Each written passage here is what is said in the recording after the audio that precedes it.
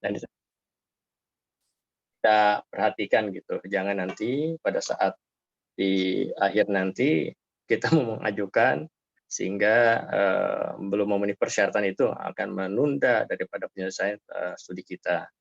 Bapak Ibu sekalian yang saya hormati, jadi terkait juga dengan ini ya, penulisan ilmiah ini, memang di sana sini masih banyak hal-hal yang perlu kita sempurnakan lagi dalam hal penulisan karya tulis ilmiah ini terukur ya, ataupun hasil evaluasi kami kemarin di lingkup Balai Besar Pengkajian, hasil evaluasi untuk penilaian HKM dari sekian yang diajukan seluruh BPTP seluruh Indonesia mungkin tidak sampai 50% bisa ternilai ataupun bisa dinilai karena tidak memenuhi syarat untuk penilaian HKM-nya. Nah, ini menjadi catatan kita semua, itulah mungkin tidak memenuhi syarat untuk dinilai karena ada persyaratannya Q1, Q2 ataupun Q3 ya. Nah, mungkin juga ada hal-hal lain sehingga ketika dinilai oleh tim asesor itu nggak bisa ternilai kan atau tidak bisa dinilai sehingga itu menunda lagi untuk proses kenaikan pangkat ataupun kenaikan jenjang penelitian selanjutnya. Jadi itu begitu pentingnya KTI ini dalam hal teknik-teknik penulisan yang baik. Kemudian yang kedua, dan sebagai petugas belajar mohon diperhatikan dengan baik karena Bapak Ibu semua ditugaskan oleh negara untuk melaksanakan tugas belajar dan saya yakin tidak semua orang mendapatkan peluang yang sama untuk mendapatkan fasilitas melanjutkan pendidikan baik itu jenjang S1, S2 maupun S3 yang dibiayai oleh negara. Nah, jadi tolong diperhatikan, gunakan waktu sebaik-baiknya untuk menyelesaikan tugas-tugasnya. Dan ke depan kami sudah diskusikan dan bicarakan juga dengan pimpinan bahwa ke depan tuh makin diperketat lagi untuk jenjang S2 itu harus selesai 2 tahun. Kalau ada perpanjangan itu sangat-sangat selektif dan justifikasinya sangat kuat. Untuk S3 itu harus selesai 3 tahun, tambah dengan kalau toh ada perpanjangan, klasifikasinya ataupun persyaratan harus dipenuhi gitu, tidak semudah itu. Jadi memang kita akan memperketat lagi dengan mempelajari selama ini ya masih banyak yang memperpanjang karena mungkin juga ya harus memang kita punya strategi-strategi bagaimana bisa menyelesaikan pendidikan kita dengan baik. Jadi tolong Bapak Ibu yang bertugas belajar ini ataupun petugas belajar harus memperhatikan semua, buat jadwal kegiatan ataupun perencanaan kegiatan dan juga aktivitas-aktivitasnya harus direncanakan dengan baik. Termasuk juga pada tugas-tugas saya ini memang biasa terjadi gitu. Pada akhir tugasnya itu nanti pada akhir juga baru mengumpulkan literatur apa segala sehingga memerlukan waktu lagi untuk penyelesaian itu sebelum melakukan penelitian ataupun sebelum nanti penyusunan karya tulis ilmiahnya ataupun juga tugas akhir baik itu tesis maupun disertasinya. Saya juga punya pengalaman gitu ya pendidikan waktu S2 di luar negeri ya. Saya sebelum selesai sementara jalan penelitian saya sudah mengumpulkan literatur karena saya hitung itu sekitar 3 bulanan juga mengumpulkan literatur. S3 saya robah sebelum saya berangkat saya sudah siap dengan cukup banyak literatur tinggal ditambah sehingga pada akhirnya saya tidak mengakses referensi ataupun literatur lagi saya sudah siap gitu. Kemudian juga waktu untuk penelitian dibuat waktunya dengan baik dan juga maksimalkan gitu. Kalau perlu kerja pagi sampai malam kalau perlu dan hari Sabtu Minggu saya laksanakan juga kegiatan itu yang saya rasakan gitu. Sehingga saya bisa menyelesaikan tugas-tugas S2 saya tepat pada waktunya, S3 pun juga tepat pada waktunya. Harusnya 3 tahun selesai, tapi promotor saya ke luar negeri saya hingga tertunda saya tambah 1 perpanjangan 1 semester. Tapi semuanya sudah clear semua, sudah beres semua. Disertasi yang saya targetkan saya selesaikan 3 bulan, 1 bulan saja saya selesaikan, full saya selesaikan. Ya 1 bulan penuh itu paling-paling istirahatnya 2-3 jam gitu. Itu yang strategi-strategi karena makin kita tunda-tunda makin menumpuk-menumpuk, tertunda semua, tergeser semua gitu. Dan kemudian pandai-pandai juga kita bagaimana ketemu dengan pembimbing kita ataupun promotor kita, ya kita ikuti iramanya dan dalam hal melakukan penelitian tuh tolong juga diperhatikan dengan baik, jangan mempersulit diri. Itu yang jelas untuk memenuhi persyaratan-persyaratan administrasi, secara saintis pun juga bisa dipertanggungjawabkan, nah itu bisa segera diselesaikan. Kenapa seperti itu? Ya saya sudah alami semuanya gitu. Saya bisa menyelesaikan disertasi saya selama 1 bulan. Nah itu apa namanya, kemudian ujiannya pun juga cepat sehingga saya bisa selesaikan tepat pada waktunya. Saya melibatkan S3 saya 12 mahasiswa S2 ataupun S1 untuk membantu di laboratorium. Jadi ya kalau masalah kesulitan ya sama, saya dulu di nutrisi pakan ternak yang hari-hari berurusan dengan laboratorium, dengan urusan kimia dan sebagainya, tapi saya bisa selesaikan dengan baik. Jadi kalau Bapak Ibu petugas belajar bilang susah itu ya sama-sama kita sudah melewati itu. Jadi ya saya kira tergantung niat kita harus fight, harus ini, ingat kita dibatasi oleh waktu, dan juga lebih sulit nantinya kalau ada perpanjangan apalagi sampai habis masa perpanjangan juga tidak ada lagi, ya itu akan dititipkan dan juga pembiayaannya sudah tidak ditanggung oleh negara lagi. Jadi tolong itu diperhatikan dengan baik. Nah jadi gunakan waktu sebaik-baik mungkin untuk melaksanakan atau menyelesaikan tugas-tugasnya dengan baik terkait dengan pendidikan. Nah, sekali lagi untuk terkait dengan penulisan ilmiah ini bukan saja hanya sampai di pendidikan ketika kita sekolah saja, justru ini dianggap latihan nanti ketika kita sudah kembali ke aktif sebagai pejabat fungsional peneliti ataupun penyuluh ataupun fungsional lainnya, justru di situ dituntut lagi lebih banyak lagi membuat tulisan-tulisan ataupun karya tulis ilmiah kita. Nah, sekali lagi terima kasih teman-teman Bapak Ibu yang mempublikasi ini, juga Bapak Ibu, Bapak-bapak atau Bapak dan Ibu tuh sebagai penulis, sebagai narasumber.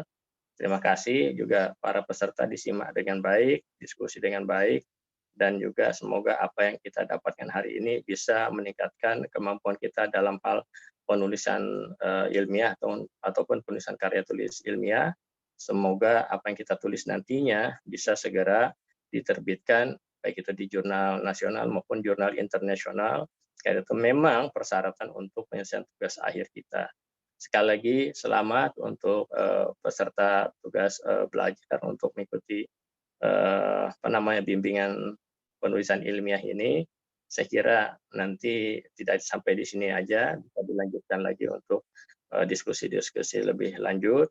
Dan sekali lagi saya titip pesan untuk Bapak Ibu para peserta tugas belajar, manfaatkan waktunya dengan baik, atur jadwalnya dengan baik, dan juga kita punya target dan juga batasan waktu untuk pendidikan. Saya kira itu sudah mulai disampaikan di panel kita, Bapak Kepala Badan, itu akan dibatasi untuk perpanjangan-perpanjangan maupun juga penyelesaian tugas-tugas akhir. Apalagi terkait dengan pembiayaan, itu semakin terbatas juga anggaran negara, ya kita harus menggunakan momen itu dengan sebaik-baiknya. Dengan mengucapkan Bismillahirrahmanirrahim, bimbingan untuk penulisan karya tulis ilmiah untuk mahasiswa ataupun petugas belajar Badan Litbang Pertanian saya buka dengan resmi. Terima kasih. Assalamualaikum warahmatullahi wabarakatuh dan selamat pagi ya menjelang siang. Saya kembalikan ke pembawa acara. Terima kasih. Baik, terima kasih kepada Bapak Dr. Insinyur Ferry Fahrudin Munir, MSc IPU yang telah memberikan sambutan beserta sekaligus membuka acara kita pada pagi hari ini. Sebelum memasuki acara selanjutnya, mengingat momen ini merupakan momen yang sangat luar biasa karena kita semua dibersamai oleh Bapak Kepala Balai Besar. Mohon izin kepada Bapak, apakah berkenan jika kami membuka sesi diskusi bagi 2 orang penanya? Ya boleh, 3 orang boleh. Karena habis ini ada agenda lagi. Kebetulan saya di Bali ini ada acara kegiatan PPSDMP ya, kegiatan kegiatan sekolah lapangan untuk petugas dinas pertanian seluruh Indonesia. Ya silahkan 3 orang lah supaya cukup diganjilkan 3 orang gitu. Silakan. Baik, kepada Bapak Ibu, bagi yang ingin bertanya atau mengutarakan ya atau bertanya atau apalah kepada Bapak Kepala Balai Besar, kami persilahkan. bagi 3 orang penanya.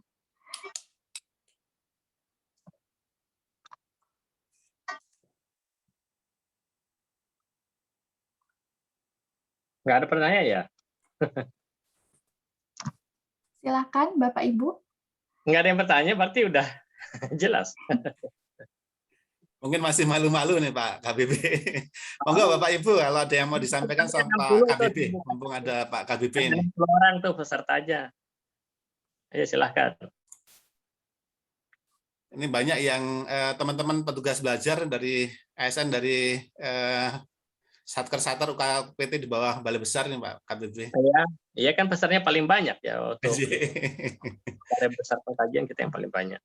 Monggo Mas Wardi, dimulai dari Mas Wardi lah.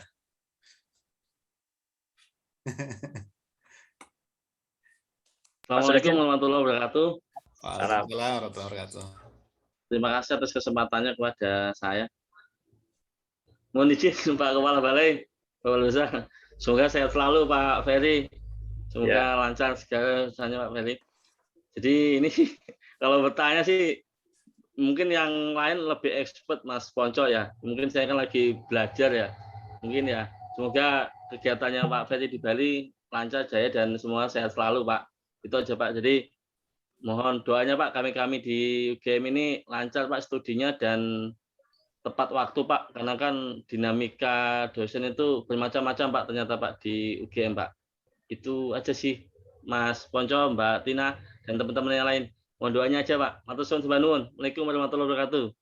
Waalaikumsalam warahmatullahi wabarakatuh. Terima kasih Mas Wardi. Ini ada berapa angkatan nih Pak KBB sebagai informasi dari mulai angkatan 2016 sampai 2021. Jadi mungkin yang terimbas ini kaitan dengan COVID ini, yang paling terimbas angkatan 2020 sama 2021 ini. Teman-teman yang dari angkatan 2021 ada yang mau disampaikan ke Pak KBB? Mas Novendra? Belum Pak Ponco. Oh, yang lain masih ada? Ya ada, berarti sudah cukup jelas ya. Mungkin masih pada malu ini Pak KBB. Mungkin Ya. saya wakili Pak KBB. Oke. Mohon ini Pak KBB, mungkin Pak KBB bisa sharing pengalaman. Ini tadi yang sampaikan menindaklanjuti tadi yang sampaikan sama Mas Wardi nih. Ini kadang kan di UGM ini kan dosen-dosennya dinamikanya kan agak berbeda-beda ya Pak KBB. Ada yang senior, kemudian ada yang lulusan dalam negeri, ada yang lulusan luar negeri, dan kadang itu dosen yang lulusan luar negeri agak lebih welcome ya malahan kaitan dengan misalnya konsultasi bimbingan.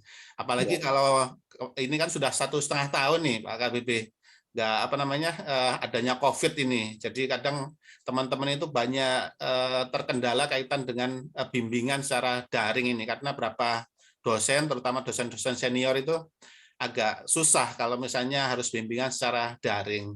Mungkin ada tip atau trik dari Pak KBB ini, kiat-kiat atau strategi agar teman-teman secara bagaimana menjalin hubungannya itu bisa baik dengan dosen atau dengan tim promotor atau tim penguji, sehingga maksudnya tidak terkendala kaitan dengan misalnya studinya, terutama untuk penulisan tesis atau disertasinya nih Pak KBB. Monggo Pak KBB. Oke, terima kasih. Ya, ini saya alami baik itu sekolah S2 saya di luar negeri maupun di dalam negeri. Mohon maaf, sebenarnya perencanaannya sebelum saya sekolah saya sudah pakai perencanaan gitu. Mungkin S2 lebih masih bisa kita atur untuk pembimbing. Ketika saya contohkan S3 sebelum saya berangkat, saya sudah mencari kira-kira promotor yang memang ya selama ini kan dia tahu para mahasiswa yang ini yang orangnya bijaksana dan mudah di ini gitu. Dan saya minta, oh ini orangnya ini. Nah, setelah saya dapat pembimbingnya, tolong Pak cari lagi anggotanya Pak, dibantu Bapak yang kira-kira supaya enak untuk komunikasinya gitu. Karena kita kan belum belum tahu. Akhirnya saya begitu dan betul. Apa dia bilang dosennya? Ya saya cari yang lebih muda dan juga memang mengerti.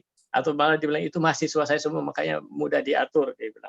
Bukan diatur tanda kutip memudahkan segala cara, tapi hal-hal yang banyak, faktor X yang banyak yang terjadi. Mohon maaf, saya ini alumni Jogja juga, termasuk program insinyur kan saya dari Jogja juga, sehingga saya sudah memahami kulturnya di sana itu seperti apa. Pada prinsipnya kita jangan tunjukkan kemampuan kita, jangan kita merasa hebat, jangan kita merasa pintar.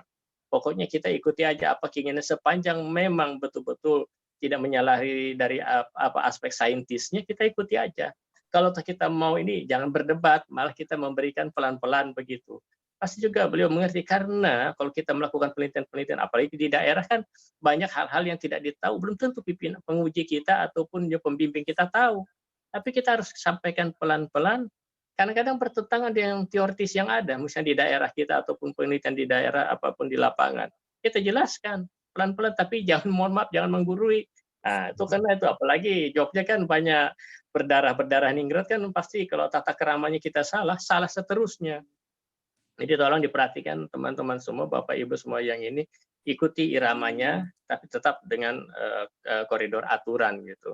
Bukan memudahkan segala cara, tetapi ada memang strategi-strategi yang ini. Kalau ditugaskan, kalau bilang 1 hari, kalau perlu setengah hari kita selesaikan, itu pasti disuka gitu.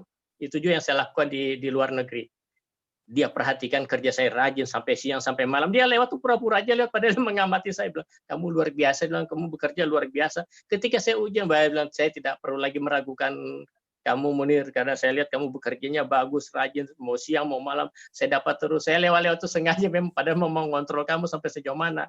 Di situ aja dia sudah segan itu, dengan keseriusan kita tunjukkan itu. Kalau saya mau konsultasi, kapan selesai Pak? Besok.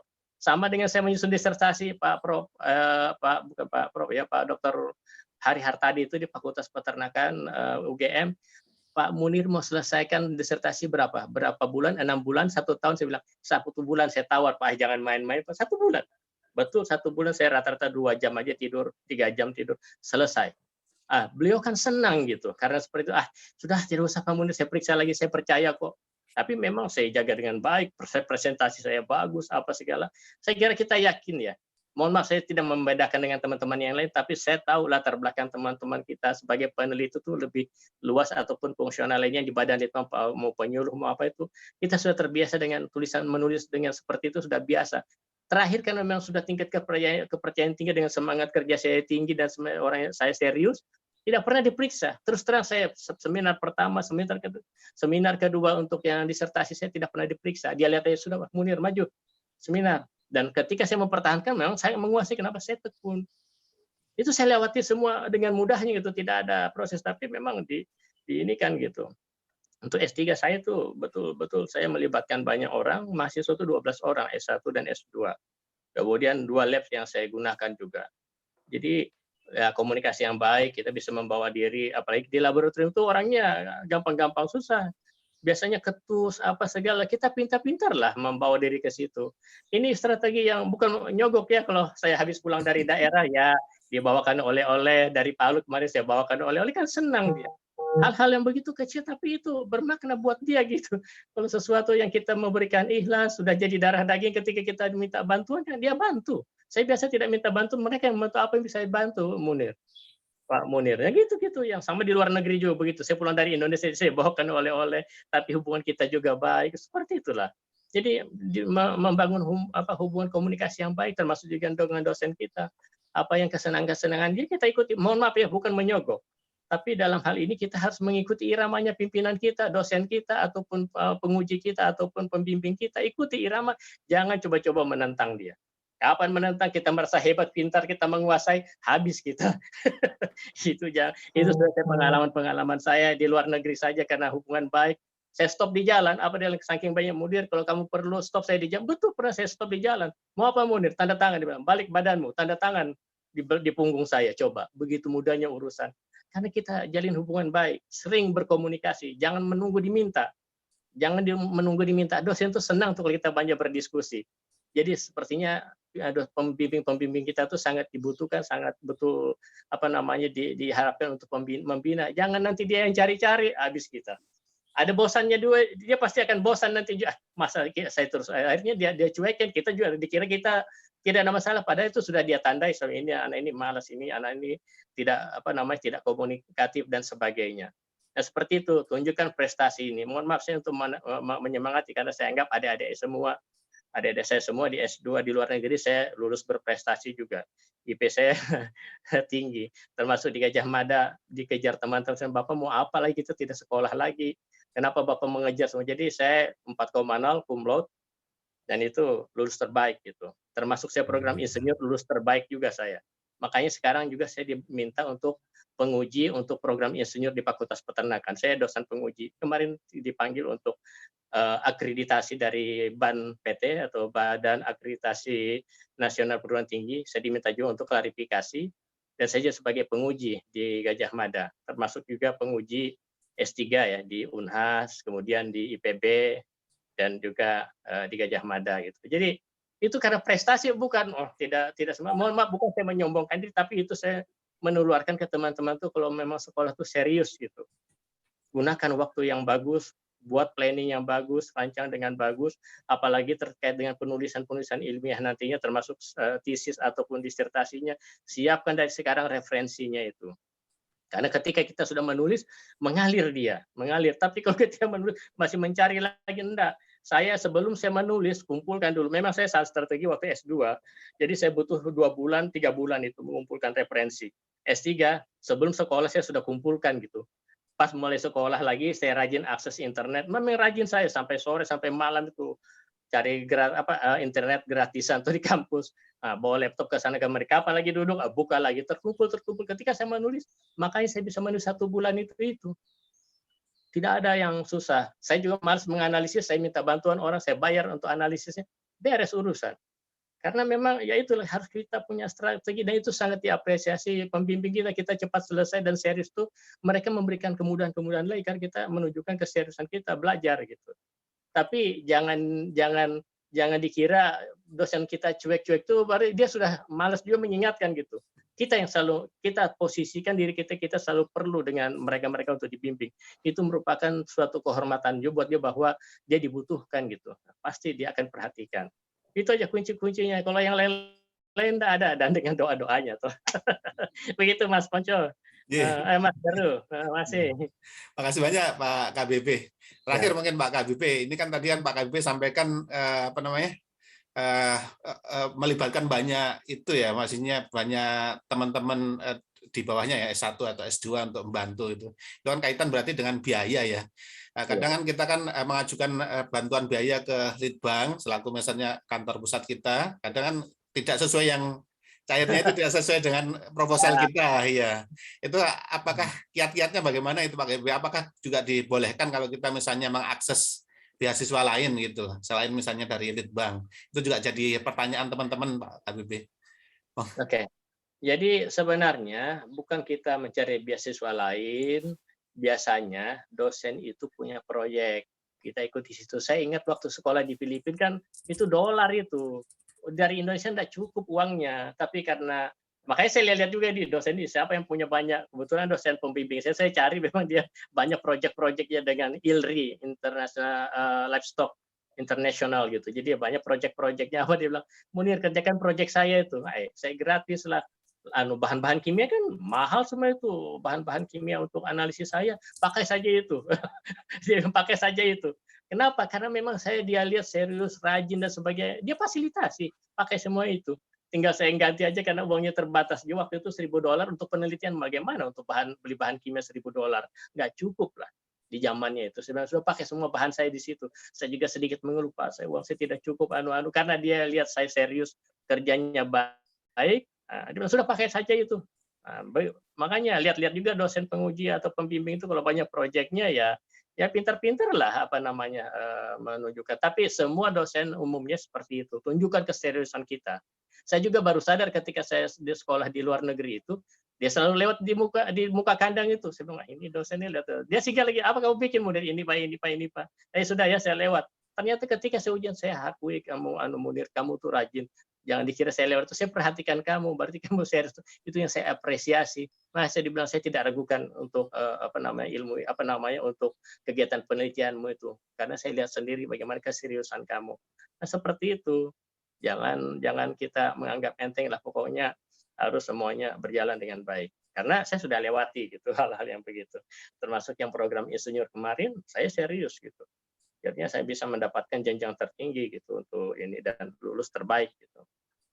Saya kira seperti itu, tetap kita bisa membagi waktunya gitu, karena tantangan sekarang dengan virtual kan ya memang kita dituntut juga ini, cuman mohon maaf agak berbeda ya karena kita kurang berinteraksi langsung dan juga apalagi kita kegiatan-kegiatan yang bersifat laboratorium ataupun lapangan kan ya agak sulit kalau kurang berinteraksi dengan pembimbing kita ataupun promotor kita. Itu tantangan juga, mungkin harus pakai kita. Tapi kan sekarang kan alhamdulillah sudah mulai, Jogja aja sudah mulai aman-aman kok. Nah itulah manfaatkan itu, berinteraksi seperti itu gitu. Karena kita ingat yang kita tekankan itu adalah pengalaman lapangan ataupun juga kegiatan di tingkat lapangan. Kalau hanya virtual saja ataupun ini aja ya belum bisa ini gitu. Apalagi asistensi enggak bisa lewat virtual, harus memang lihat langsung, harus dikerjakan langsung di laboratorium, di laboratorium ataupun di lapangan gitu. Nah itulah, karena kita harus meningkatkan skill kita dengan kita sekolah ini kan menambah wawasan kita, yang paling penting adalah skill kita. Keterampilan kita di bidang pertanian itu meningkat, bertambah dengan juga praktek-praktek yang kita lakukan gitu. Yaitu Pak Pak Heru ya dengan teman-teman semua tetap semangat gitu, harus semangat gitu. Semangat teman-teman semua. Bisa, banyak Pak KBP. Pokoknya tunjukkan keseriusan kita dan insya Allah dengan doa-doa kita. Dan yang paling penting jaga hubungan baik. Apalagi teman-teman di Jogja ini terkhusus yang di Gajah Mada, karena ya kita akui di sana lebih tonjolkan masalah, mohon maaf ini, tata kerama, sopan santun, adat istiadatnya harus dijunjung tinggi.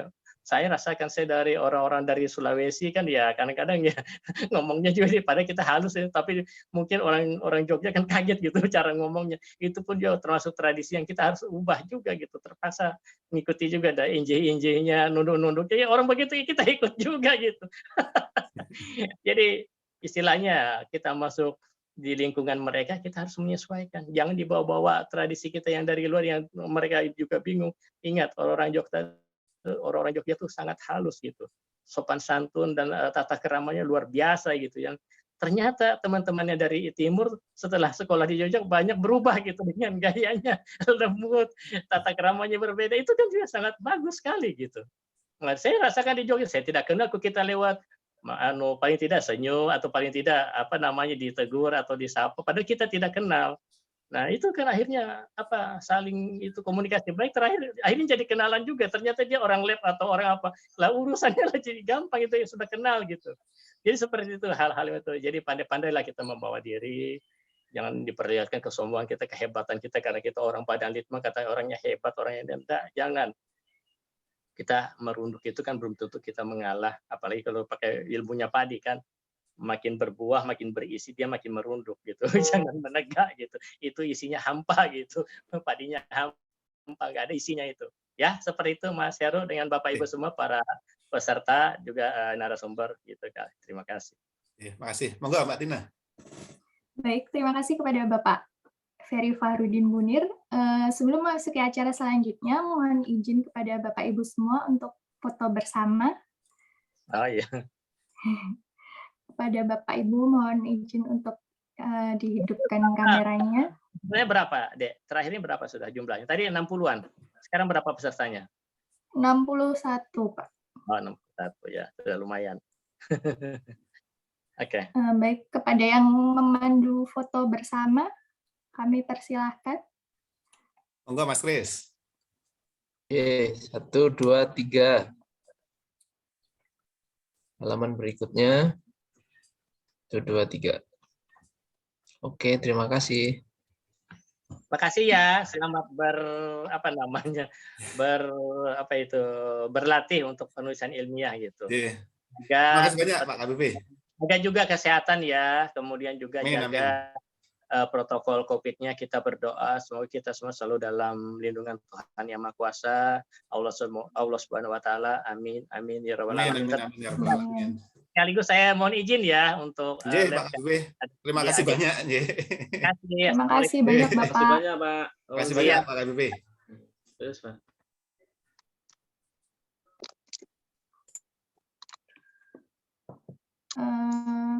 Lanjut Mas Ponco, sudah ya. Monggo Mbak Tina. Baik, Bapak Ibu semua, memasuki acara inti kita pada pagi hari ini tentang tips penulisan artikel ilmiah yang dengan narasumber Ibu Vina Eka Aristia, SPMSC. dengan dipandu oleh moderator kita pada pagi hari ini, Ibu Ratna Rubiana. Langsung saja kami persilakan kepada Ibu Ratna Rubiana untuk memandu acara inti kita pada pagi hari ini. Kami persilakan. Ya, terima kasih Mbak Tina. Salam sejahtera bagi kita semua. Selamat pagi. Salam sehat dan kabar baik, Ibu, Bapak, Saudara, dan Saudari semua. Forum Mahasiswa Badan Litbang Pertanian Yogyakarta bekerja sama dengan Aparatur Muda Milenial Pertanian atau Talent Tani. Dengan segala kerendahan hati, berterima kasih atas kehadiran Bapak, Ibu, Saudara-saudari semua untuk menghadiri seminar yang bertajuk Tips for Writing Scientific Articles pada hari ini, yang diselenggarakan sebagai rangkaian kegiatan Student Series atau Sharing Session for Student and Junior Researcher. Mohon izin memperkenalkan diri, saya Ratna Rubiana, anggota Forum Komunikasi Balitbang Tan DIY yang saat ini akan menjadi moderator.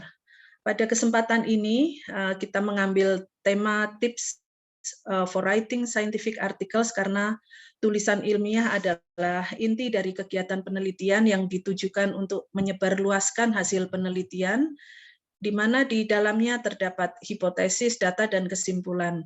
Semoga seminar ini membawa manfaat ilmiah dan praktis, dan diharapkan dapat memperkaya wawasan bagi para mahasiswa, akademisi, praktisi, dan masyarakat pada umumnya.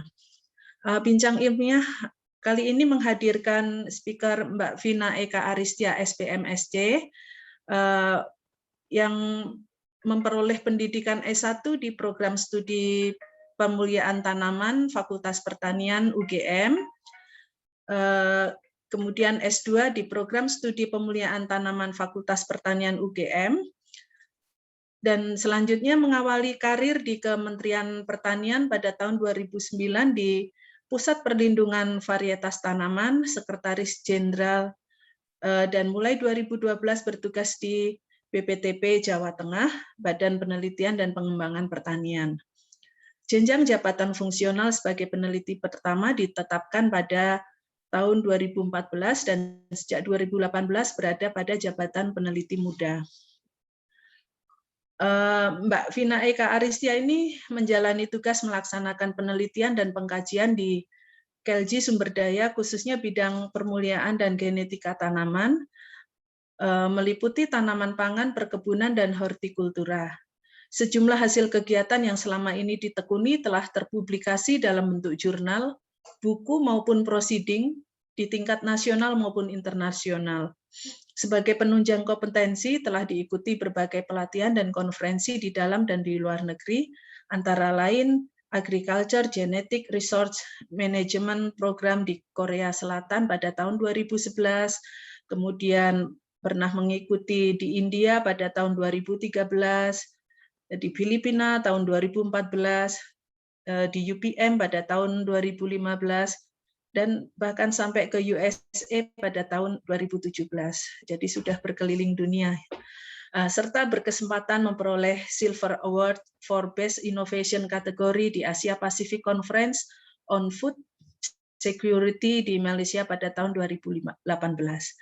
Baiklah, rangkaian acara ini akan kita lewati dengan sesi penyampaian dan penyajian materi, kurang lebih selama 1 jam.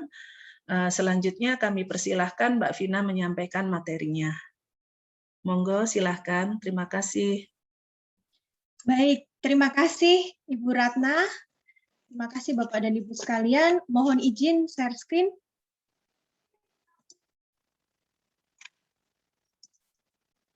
Apakah sudah terlihat? Apakah telah terlihat? Belum, sudah jelas, Mbak. Oke. Terima kasih untuk kesempatannya. Bismillahirrahmanirrahim. Assalamualaikum warahmatullahi wabarakatuh. Selamat pagi, salam sejahtera bagi kita semua. Terima kasih rekan-rekan yang telah berkenan hadir pada hari ini. Yang terhormat Bapak Kepala Balai Besar Pengajian dan Pengembangan Teknologi Pertanian, walaupun beliau telah leave, tetapi terima kasih telah memberikan inspirasi terkait bagaimana kita menyikapi saat waktu sekolah. Yang terhormat Ketua Forum Mahasiswa Libang Yogyakarta, dan yang terhormat juga Ketua Talentani. Terima kasih, ini adalah edisi perdana join antara Forum Mahasiswa dan Talentani yang semoga bermanfaat bagi kita semua. Salam sehat bagi kita semua. Pada hari ini, Jari yang Cerah ini, perkenankan saya Vina Eka Aristia untuk dapat sharing terkait kiat-kiat bagaimana semangat menulis terkait artikel ilmiah. Mungkin jangan tegang-tegang ya rekan-rekan semua, karena ini adalah acara untuk kita dan kita belajar bersama. Dan sebagai pengawal, biasanya kita mendengar tulisan ilmiah biasanya pusing ya. Terus terang ini adalah kata yang sangat berat, sehingga saya harapkan bahwa selain tugas kita untuk menulis, juga kita bisa fun, kita bisa berbahagia, karena menulis itu mustahil dilaksanakan jika kita tidak senang, sehingga nanti kelamaan bisa jadi hobi yang bermanfaat untuk kita. Baik, terkait acara hari ini, mungkin khususnya bagi kita para pelajar, kita kesehariannya sebenarnya sangat sederhana. Kita masuk kuliah, kemudian keseharian kita adalah terkait penelitian, perkuliahan, dan juga tentang ad hoc research project atau setelah dari nanti penelitian, yaitu nanti mungkin mengikuti presentasi, workshop, conference, juga mata kuliah yang mewajibkan kita mengerjakan tugas-tugas, baik itu menuju ke penelitian kita di tesis maupun disertasi, dan tentu saja tulisan karya ilmiah. Nanti hasilnya juga kita akan berupa proceeding, maupun book chapter, maupun terutama adalah jurnal artikel. Sebenarnya sangat mudah, tetapi apa semudah itu kita melaksanakannya? Tantangan setiap orang, dinamika setiap mahasiswa itu pasti berbeda-beda dan penuh ritme yang menantang. Sehingga apalagi kita dalam masa pandemi ini, sehingga bagaimana kita menyikapinya, itu yang kita perlukan. Nah, untuk karya ilmiah sendiri, kita berdasarkan dari regulasi bahwa kita harus mengetahui bahwa kita di pendidikan tinggi itu harus menghasilkan baik secara kuantitas maupun kualitas untuk menghasilkan karya tulis ilmiah, terutama publikasi-publikasi di jurnal. Ini juga nanti terkait dengan peraturan-peraturan terkait dengan fungsional, misalnya peneliti, penyuluh, tata undang-undang, atau librarian, atau dan sebagainya. Pasti kita dihadapkan untuk menulis. Nah, untuk publikasi sendiri, izinkan saya untuk membagi tema pada hari ini itu adalah terkait dengan research article, atau penelitian tentang tulisan tentang penelitian atau disebut primer biasanya. Kemudian yang kedua adalah tentang review artikel. Ini juga cukup penting, biasanya disebut sebagai artikel sekunder. Dan saya yakin rekan-rekan semua yang hadir di sini pasti juga sudah pernah terlibat dan sering mengerjakan tentang penulisan artikel ilmiah. Tetapi bagaimana kita menyikapinya sebagai pelajar atau mahasiswa? Kita akan menghadapi ini. Ya, deadline. Waktu kita sangat terbatas. Kita juga, apalagi ditugaskan oleh negara, harus pintar-pintar untuk menyikapi, mempersiapkan, seperti yang tadi diarahkan oleh Bapak Kepala Balai Besar. Kita harus menggunakan waktu yang terbatas ini untuk berkarya sebanyak-banyaknya. Karena kita hanya memiliki waktu 2 tahun untuk S2 dan 3 tahun untuk jenjang S3. Sehingga kita bagaimana agar kita fun, enjoy, walaupun tugas kita sangat berat. Baik, yang pertama adalah terkait penulisan artikel ilmiah. Tahapannya, saya coba ringkas dari beberapa literatur atau dari expert-expert yang biasa mengerjakan tentang penulisan artikel ilmiah ini. Yang pertama tentu saja adalah membaca sebanyak-banyaknya literatur. Ini merupakan modal utama bagaimana kita memperoleh pengetahuan baru. Dan saat ini tentu saja kita selain berada di perpustakaan, baik itu di kampus maupun Pusnas atau yang lain, tentu saja kita free access. Kita dapat berselancar di kanal-kanal bermutu dengan menyikapi virtual library untuk mendapatkan ilmu-ilmu baru atau ilmu-ilmu yang sebelumnya kita belum mengetahui dengan pasti, baik itu di kanal-kanal seperti Science Direct, atau kita juga di setiap universitas punya library online, juga Perpusnas, dan lain sebagainya. Yang kedua adalah bagaimana mendapatkan inspirasi penelitian, baik yang akan kita laksanakan maupun yang sedang kita jalankan, mungkin perlu revisi-revisi dan sebagainya. Ini saja tentu saja pertama terkait minat rekan-rekan semua. Dan yang kita perlukan adalah berpikir out of the box. Bahkan saat ini kita adalah berpikir no box. Jadi memang harus secara garis besar kita harus berpikir luas. Tentu saja ini disesuaikan dengan kemampuan kita sendiri, baik kita sebagai pelaksana maupun kapasitas kita sebagai mahasiswa. Dari inspirasi penelitian ini juga dapat kita peroleh dari perkuliahan. Dan menurut saya yang paling signifikan itu adalah kita berpartisipasi di dalam workshop, training, seminar, dan sebagainya. Kita akan berinteraksi dengan orang-orang yang jauh lebih berpengalaman sehingga mendapatkan inspirasi di mana saat ini, terutama efek positif dari pandemi ini, kita dapat mengikuti online dari manapun dan kapanpun. Sumber-sumbernya cukup banyak. Kita bisa mengikuti banyak. Bahkan setiap hari kita bisa mengakses, baik itu melalui online, melalui webinar-webinar maupun YouTube. Selanjutnya, berusahalah kita melaksanakan penelitian baik, karena penelitian baik akan menghasilkan data yang baik, dan tentu saja nanti hasil tulisannya juga baik. Kita perlu fokus, kita perlu menerapkan standing point apa dari yang akan kita laksanakan, dan tentu saja harus berdasarkan sistematika dan dapat diulang, dan empirikal sebagai syarat dari pekerjaan ilmiah. Dan sebagai pelajar, kita juga harus logis, apakah ini bisa dilaksanakan sesuai kemampuan kita, dan terutama waktu. Untuk analisisnya juga perlu, karena penelitian yang baik harus diiringi dengan penyajian data yang menarik. Kemudian tentu saja harus integritas, kita menentukan dari pelaksanaan penelitian ini. Selanjutnya adalah sebaiknya penelitian itu juga sesuai kebutuhan organisasi. Terutama kita sebagai ASN, kita harus spesifik, sebaiknya menyesuaikan dan dapat bekerja sama dengan rekan-rekan yang sebelumnya telah kenal dalam pekerjaan sebelumnya. Sehingga kita punya teamwork yang solid, ini akan mempercepat pekerjaan kita dibandingkan kita bekerja dengan orang yang baru kita kenal. Dan dari efek finansial, mungkin ini juga akan berefek, karena misalnya saat ini kan biasanya berdasarkan base risetnya, itu mungkin sangat membantu. Ini ada gambaran bagaimana kita download semua source dari internet, misalnya kita akan bahagia, tapi bagaimana kita menggunakannya itu yang menentukan penelitian. Dan bagaimana kita harus melakukan penelitian yang baik dan menyajikan karya tulis yang baik, karena akan bertingkat. Misalnya kebaikan akan menularkan kebaikan yang lain, jika salah, ya tentu saja semua akan salah. Perkenankan saya untuk mengenalkan penelitian saya saat disertasi ini. Saya mengambil tema tentang participatory varietal selection. Ini adalah penelitian saya di 4 lokasi, 3 musim, dan secara multidisciplinary.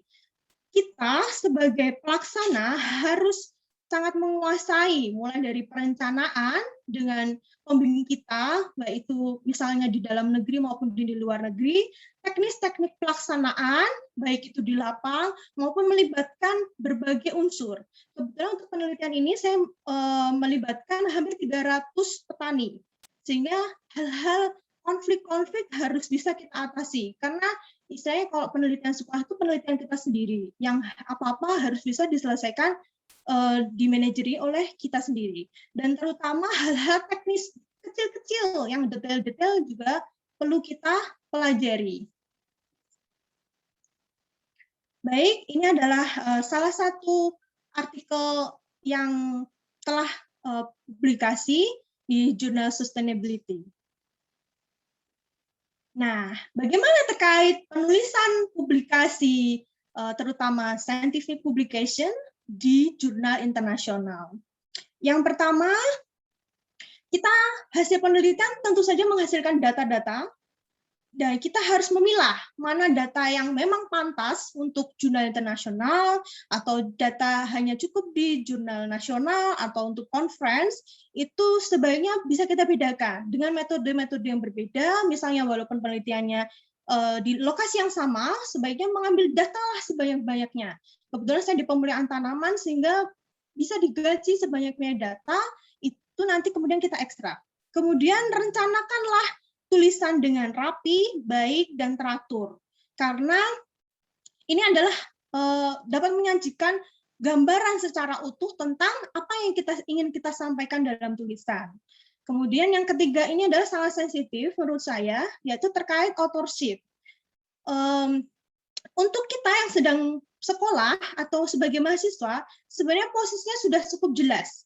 Jadi kita sebagai mahasiswa bimbingan, kemudian dosen kita bisa sebagai co-author ataupun corresponding author. Ini mungkin kita diuntungkan sebagai mahasiswa karena kalau kita terlibat dalam sebuah proyek, biasanya mungkin konflik of interest-nya sangat tinggi. Karena satu data mungkin diperebutkan banyak orang, atau yang terlibat di penelitian belum tentu masuk dalam sebuah tulisan, atau sebaliknya yang sama sekali tidak pernah memberikan kontribusi tiba-tiba berada di dalam tulisan. Ini sebenarnya terkait etika saja. Kemudian selanjutnya adalah kita harus menyasar jurnal yang memang kita inginkan. Pastikan jika kita mengarah adalah yang bermutu dan tentukan waktunya. Karena kita terbatas waktu. Saat ini banyak jurnal free, namun mungkin waktunya lama.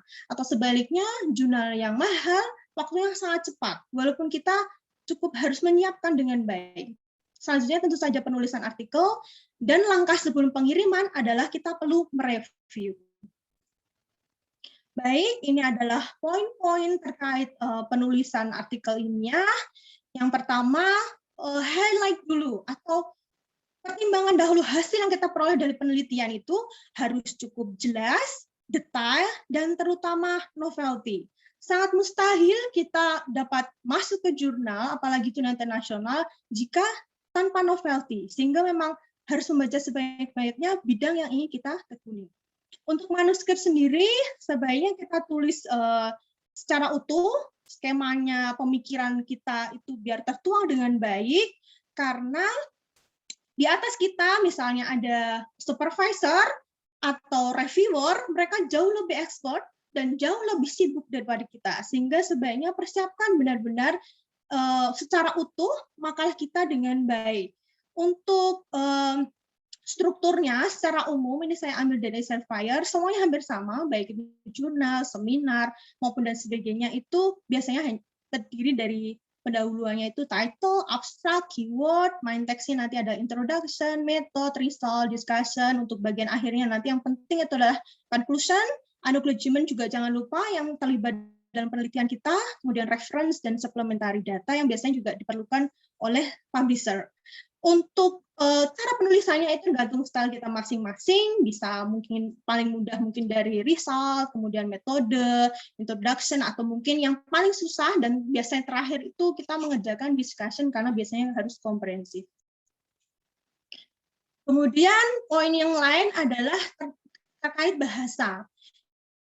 Ini memang menjadi kendala kita dan tantangan kita yang paling umum karena bahasa Inggris itu bukan bahasa keseharian kita. Ini sangat susah memang. Dan kita perlu pembiasaan, apalagi penulisan ilmiah.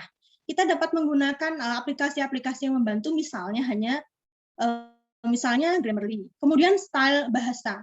Terus terang ini saya dapati saat saya pengiriman jurnal terakhir, ternyata sangat menentukan apakah kita menggunakan style British atau American. Jadi disasar jurnalnya itu dia masuk ke American atau British, ini ternyata sangat berpengaruh. Kemudian kita juga perlu bantuan proofread terkadang, apalagi kita dari negara yang bukan bahasa Inggris basicnya, kita mendapat menggunakan profesional biasanya Enago, tapi ini biasanya mahal. Kemudian dari setiap publisher juga biasanya menyediakan misalnya MDPI, service dari Elsevier, dan sebaiknya kita memanfaatkan fasilitas dari universitas. Misalnya di UGM itu juga tersedia untuk proofread ini.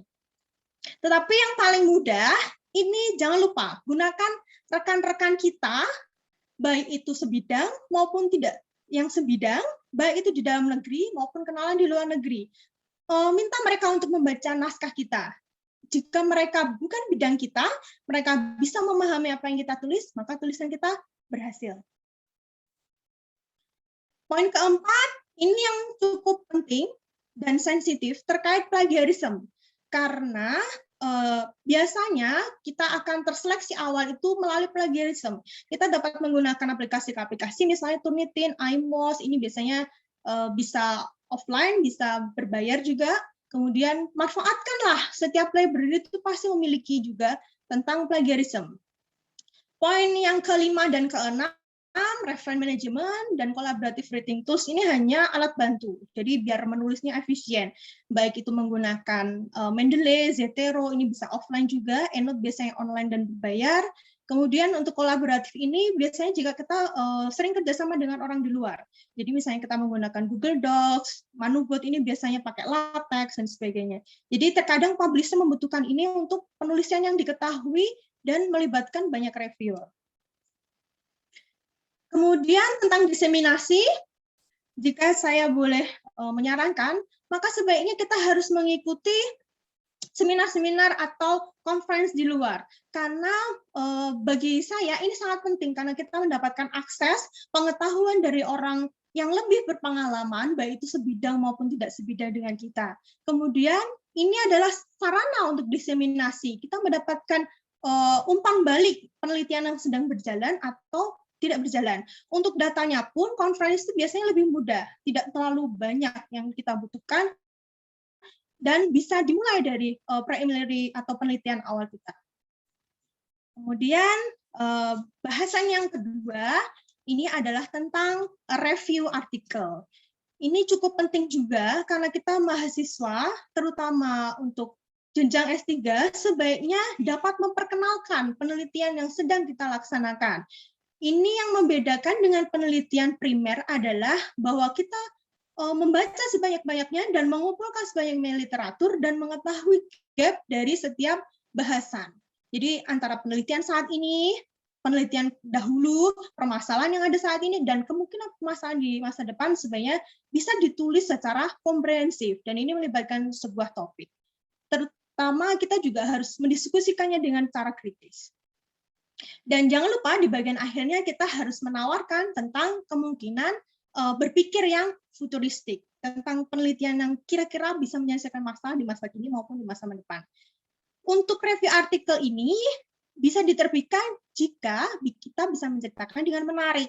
Jadi terkadang mungkin permasalahannya tidak dianggap penting oleh masyarakat, karena pembacanya biasanya menyasarnya masyarakat umum, biasanya tidak dianggap penting, bisa menjadi penting. Atau sesuatu yang selama ini tidak terbahas, dengan tulisan itu jadi tahu bahwa ini bisa menjadi bahasan yang baik.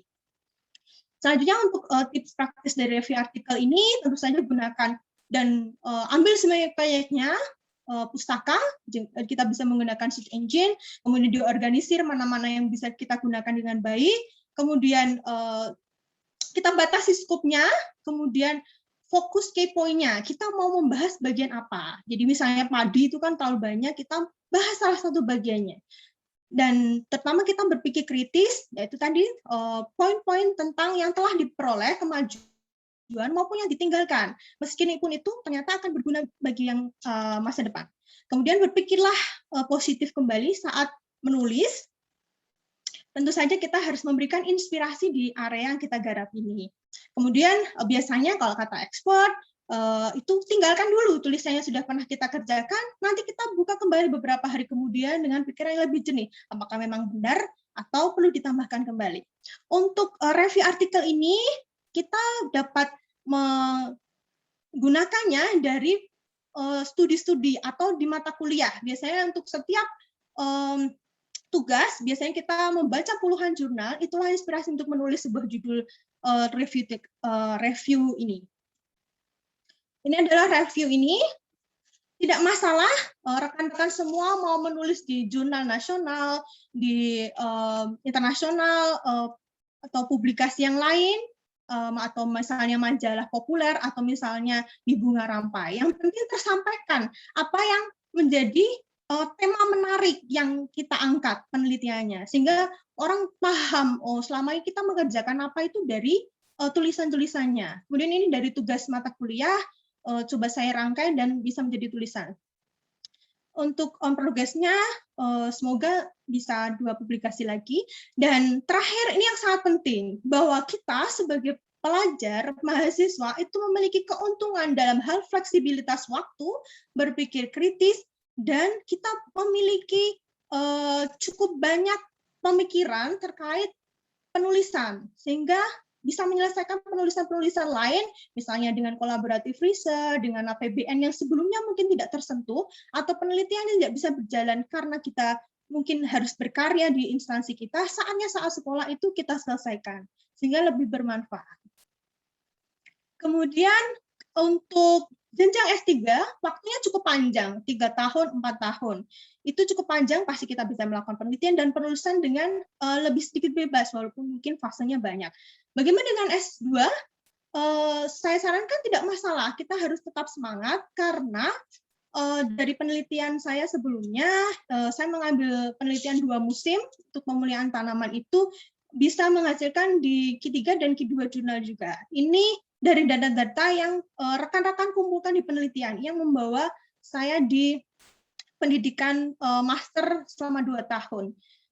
Ini yang tadi juga saya terangkan, kita perlu untuk mengikuti seminar-seminar, karena bagaimanapun kita harus mendapatkan saran dari peserta yang lain. Saat itu belum COVID, sehingga bisa mengikuti seminar di dalam negeri dan di luar negeri. Kemudian data-data yang belum termasuk dalam tesis kita, karena kita hanya 2 tahun harus lulus, nanti kita olah kembali untuk dijadikan di jurnal nasional. Itu tidak masalah, sehingga kita memiliki publikasi yang bermanfaat untuk penelitian yang sejenis.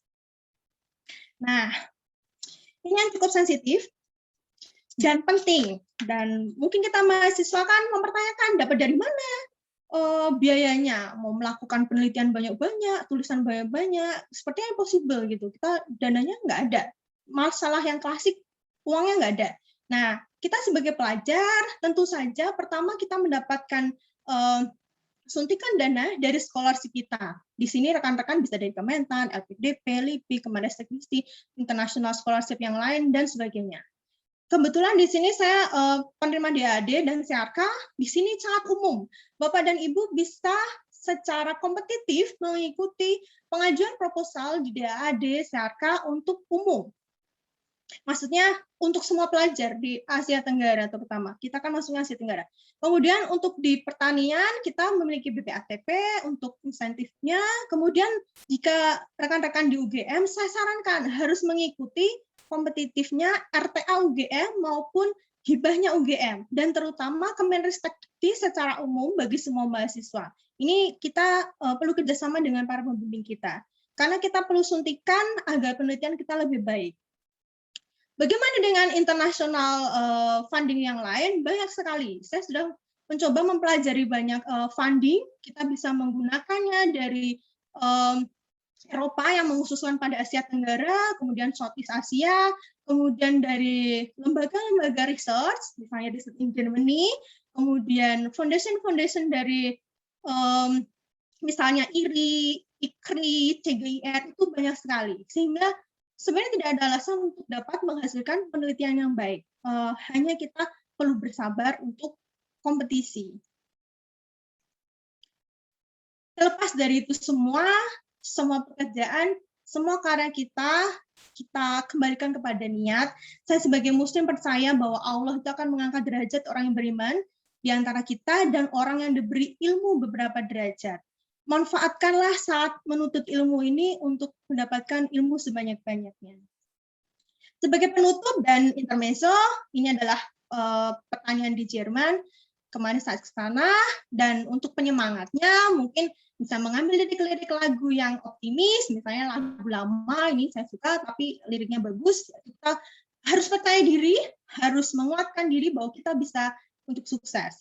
Kemudian jika kita ARMY, maka BTS itu lagunya cukup banyak untuk penyemangat kita. Dan jangan terlalu cemas lah. Kita misalnya terjatuh pun kita tahu bagaimana untuk berdiri kembali. Sehingga lakukan saja apa yang harus kita lakukan, tidak perlu cemas. Demikian yang dapat saya sampaikan, kurang lebihnya saya mohon maaf. Terima kasih atas perhatian rekan-rekan semua. Saya kembalikan ke moderator. Terima kasih. Terima kasih Mbak Vina, paparannya sangat menarik ya teman-teman. Di sini Mbak Vina telah menyampaikan bahwa dari sejak awal dalam proses menulis itu kita harus happy. Dari happy menjadi hobi, kemudian kita bisa itu karena terbiasa. Kemudian mumpung jadi pelajar dan mahasiswa, kita punya peluang atau memiliki manfaat yang lebih luas yang bisa kita rasakan, karena dengan tulisan itu kita bisa membangun jejaring internasional melalui publikasi kita. Dan yang ketiga, saat sekolah itulah saat kita menikmati masa sekolah dengan menyenangkan ya. Dan terutama kalau dari S1, S2, S3 mungkin masa yang paling menyenangkan mungkin di S2 ya Mbak, karena kita mungkin secara mental siap dan teori keilmuan kita atau beban itu tidak seberat S3. Itulah kenapa jangka waktunya lebih singkat. Baik, untuk selanjutnya di sesi pertanyaan, kita akan membuka untuk sesi 1 sebanyak 3 penanya. Silakan untuk teman-teman.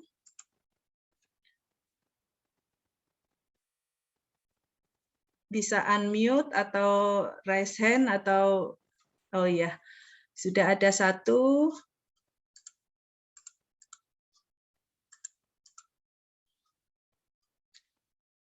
Di kolom chat belum ada ya. Baik, kalau begitu kami persilahkan Mbak Fitri Handayani untuk mengajukan pertanyaan. Terima kasih Mbak Ratna. Mohon izin saya tidak nyalakan kamera ya Mbak. Mbak Vina, mungkin bisa di sharing pengalaman dengan kita ya terkait manajemen data. Jadi kan seperti kita tahu tidak harus semua data hasil penelitian untuk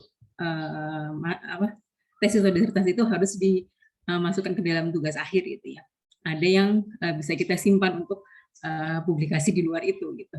Nah, seperti apakah Mbak Vina melakukan itu? Kemudian dari kenapa bisa jadi sekian banyak tulisan tadi, seperti apa juga manajemen datanya, itu pembagiannya bagaimana?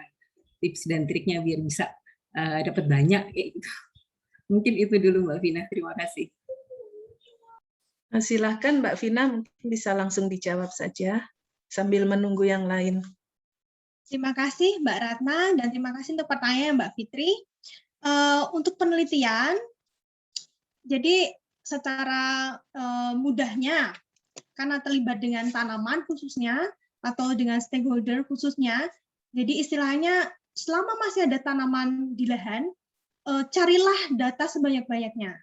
Namun diperhatikan juga standar ilmiahnya, yaitu metodenya harus benar, penyusunan datanya harus benar, nanti kita juga sudah membayangkan analisisnya seperti apa. Jadi misalnya untuk 1 biji saja kita bisa mengolah banyak sekali data, misalnya hal yang sekecil itu.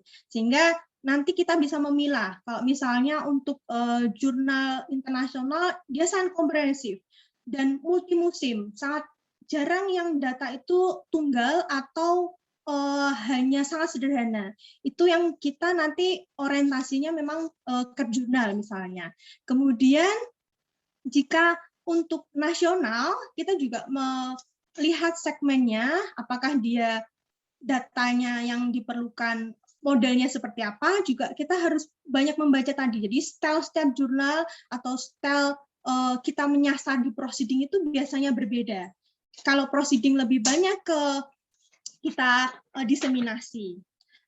Semua itu didapatkan dari literatur. Jadi dari bacaan-bacaan, kemudian menginspirasi, itulah yang kita nanti selama penelitian. Walaupun misalnya penelitian hanya 2 musim, itu tapi galilah data sebanyak-banyaknya. Seperti itu. Untuk penyusunan teknis di laptop misalnya, kita input saja, awalnya semua data harus mentah, kemudian nanti kita belajar cara menganalisisnya. Saat ini banyak sekali aplikasi-aplikasi, misalnya SAS, R, dan sebagainya, memang harus kita menguasai, walaupun tidak semua mungkin kita bisa mengerjakannya. Mungkin itu. Jadi perspektif tentang data ini kita harus mengubah. Jadi data itu bisa kita manfaatkan dengan baik nanti untuk penulisan. Seperti itu, Mbak. Bagaimana Mbak Fitri? Berarti gini, saya bayangkan semua data yang kita ambil itu tetap harus selalu kita sampaikan dan kita konsultasikan dengan pembimbing, atas pengetahuan pembimbing semuanya ya Mbak ya. Termasuk pada saat ada yang dipublikasikan, kemudian ada yang masuk ke disertasi dan ada yang tidak, itu juga harus dengan pengetahuan bersama gitu ya Mbak ya. Meskipun itu tadi pada akhirnya ada yang tidak masuk publikasi dan kita publikasikan sendiri, misalnya tidak masuk ke disertasi tapi kita publikasikan sendiri. Kesepakatan itu kayaknya memang harus dari awal sudah harus dibuat gitu ya Mbak ya. Itu termasuk itu untuk menghindari konflik yang mungkin muncul di belakangan, data yang belum sempat terpublish pada saat kita tugas belajar, nah tapi kita publikasikan setelah kita kembali aktif bekerja.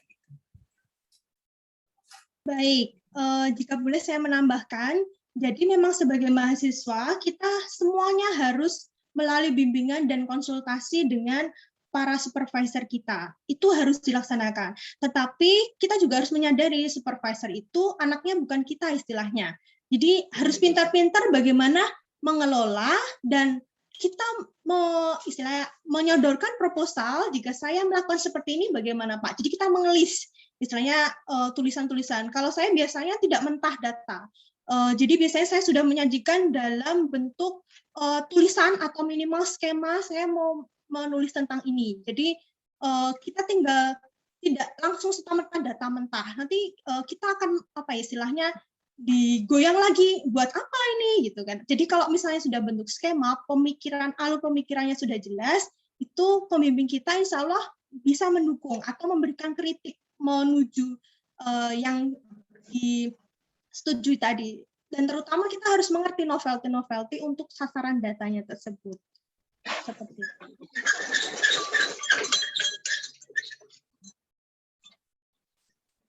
Oke, cukup terima kasih penjelasannya Mbak Vina. Sama, terima kasih Mbak.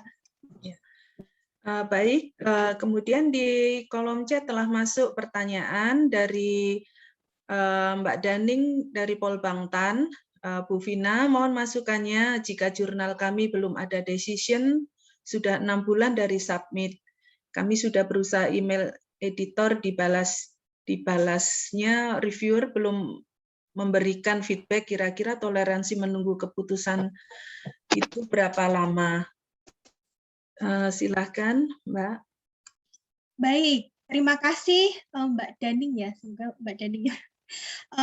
Jadi begini, jika kita mau menyasar jurnal dan kita terpatok dengan etika ilmiah bahwa kita hanya boleh mengirimkan satu paper ke satu jurnal, itu juga harus penuhi, maka sebaiknya membaca terlebih dahulu jurnal yang kita ingin sasar. Jadi dengan membaca banyak publikasi-publikasi sebelumnya dari jurnal yang kira-kira kita inginkan dan juga kita sesuaikan dengan high impact-nya, itu dilihat. Jadi jurnal-jurnalnya kan kadang ada tulisannya tuh, misalnya diterima tanggal sekian, review tanggal sekian, ACC tanggal sekian. Itu yang menjadi dasar kita. Atau bisa juga dilihat di Simago untuk dalam hal waktu. Sehingga tadi saya bilang untuk jurnal-jurnal saat ini lebih banyak free, tapi harus dilihat waktunya apakah cukup untuk kita menunggu berapa lama. Sehingga itu jadi pengalaman berharga kita menyasar jurnal yang sebaiknya cepat atau sesuai waktu yang kita inginkan dan tidak bingung. Karena memang ya saya pernah jurnal yang sangat lama sekali, pengalaman lama sekali, tiba-tiba tidak ada apa-apa, tiba-tiba kita masuk di arsip, di review aja belum pernah. Nah itu menjadi pelajaran bahwa kita harus mengetahui memang timeline dari setiap jurnal itu pasti berbeda. Ada yang dia cepat, ada yang jurnal istilahnya bulanan, jadi setiap bulan dia bisa menghasilkan banyak sekali jurnal. Misalnya yang berbayar di Elsevier, MDPI, itu mahal tetapi harian. Kalau jurnal-jurnal itu toleransinya lebih dari 6 bulan, sebaiknya jika sekolah ditinggalkan, walaupun itu free. Karena biasanya free itu kita lihat biasanya dia jaraknya setahun dan sebagainya, itu tentu saja bagi kita tidak menguntungkan untuk sekolah. Tapi kalau untuk project mungkin itu tidak masalah gitu, seperti itu. Atau yang jurnal nasional juga sama. Ada yang dia bulanan atau mungkin hanya dia setahun berapa edisi. Saya ada yang satu jurnal itu lama sekali, sampai 2 tahun sampai sekarang belum ya, karena ya kan ada yang memang dia mungkin semester 1, setahun 3, ada yang bulanan, sehingga bisa disesuaikan dengan kebutuhan. Mungkin itu Mbak. Baik, kemudian penanya berikutnya dari teman-teman semua yang hadir di sini. Silakan open mic-nya saja.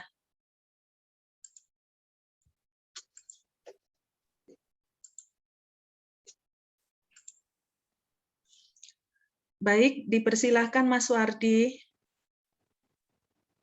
untuk menyampaikan pertanyaannya.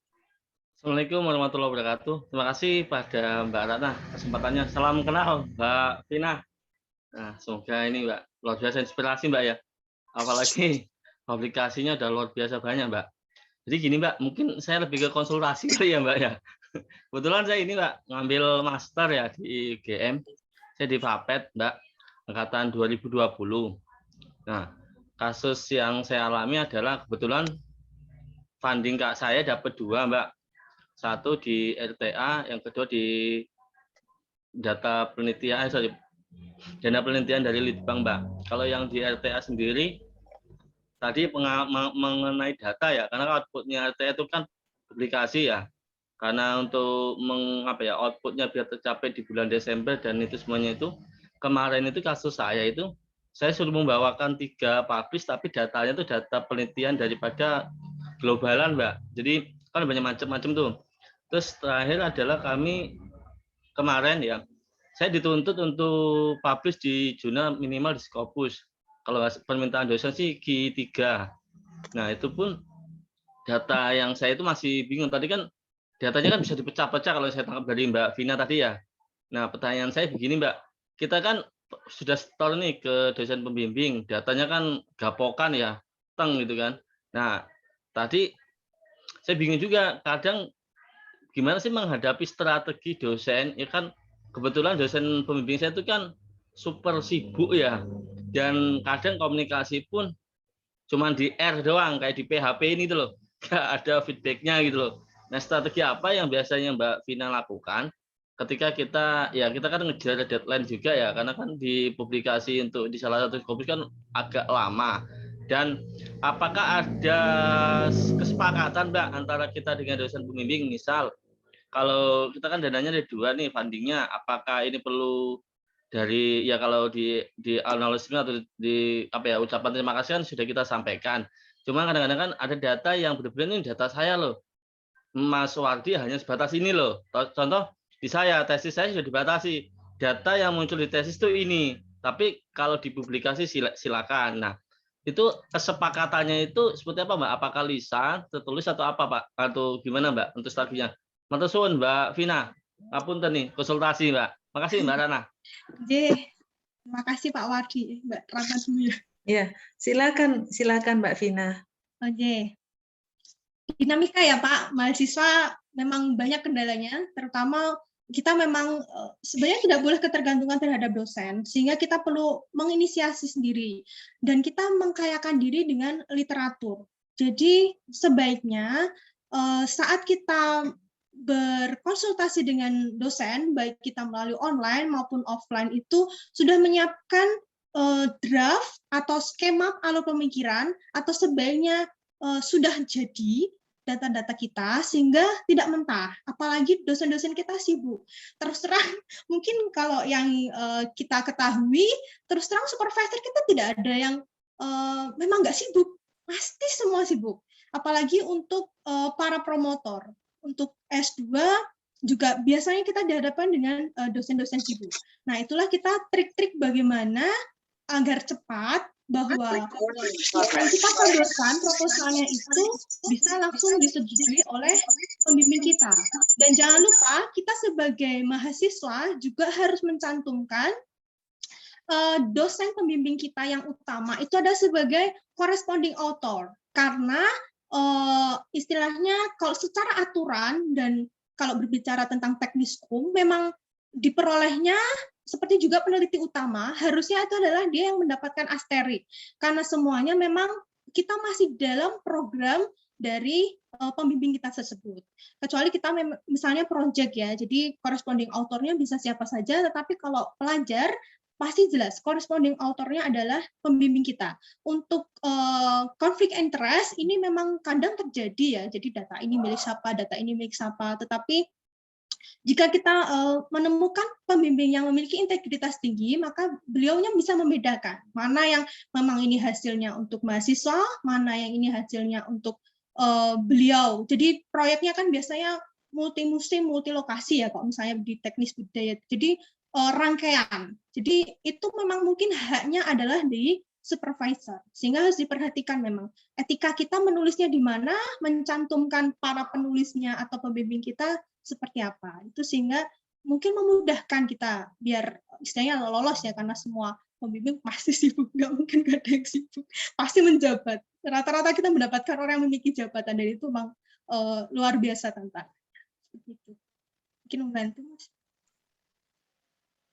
Bagaimana Mas Wardi?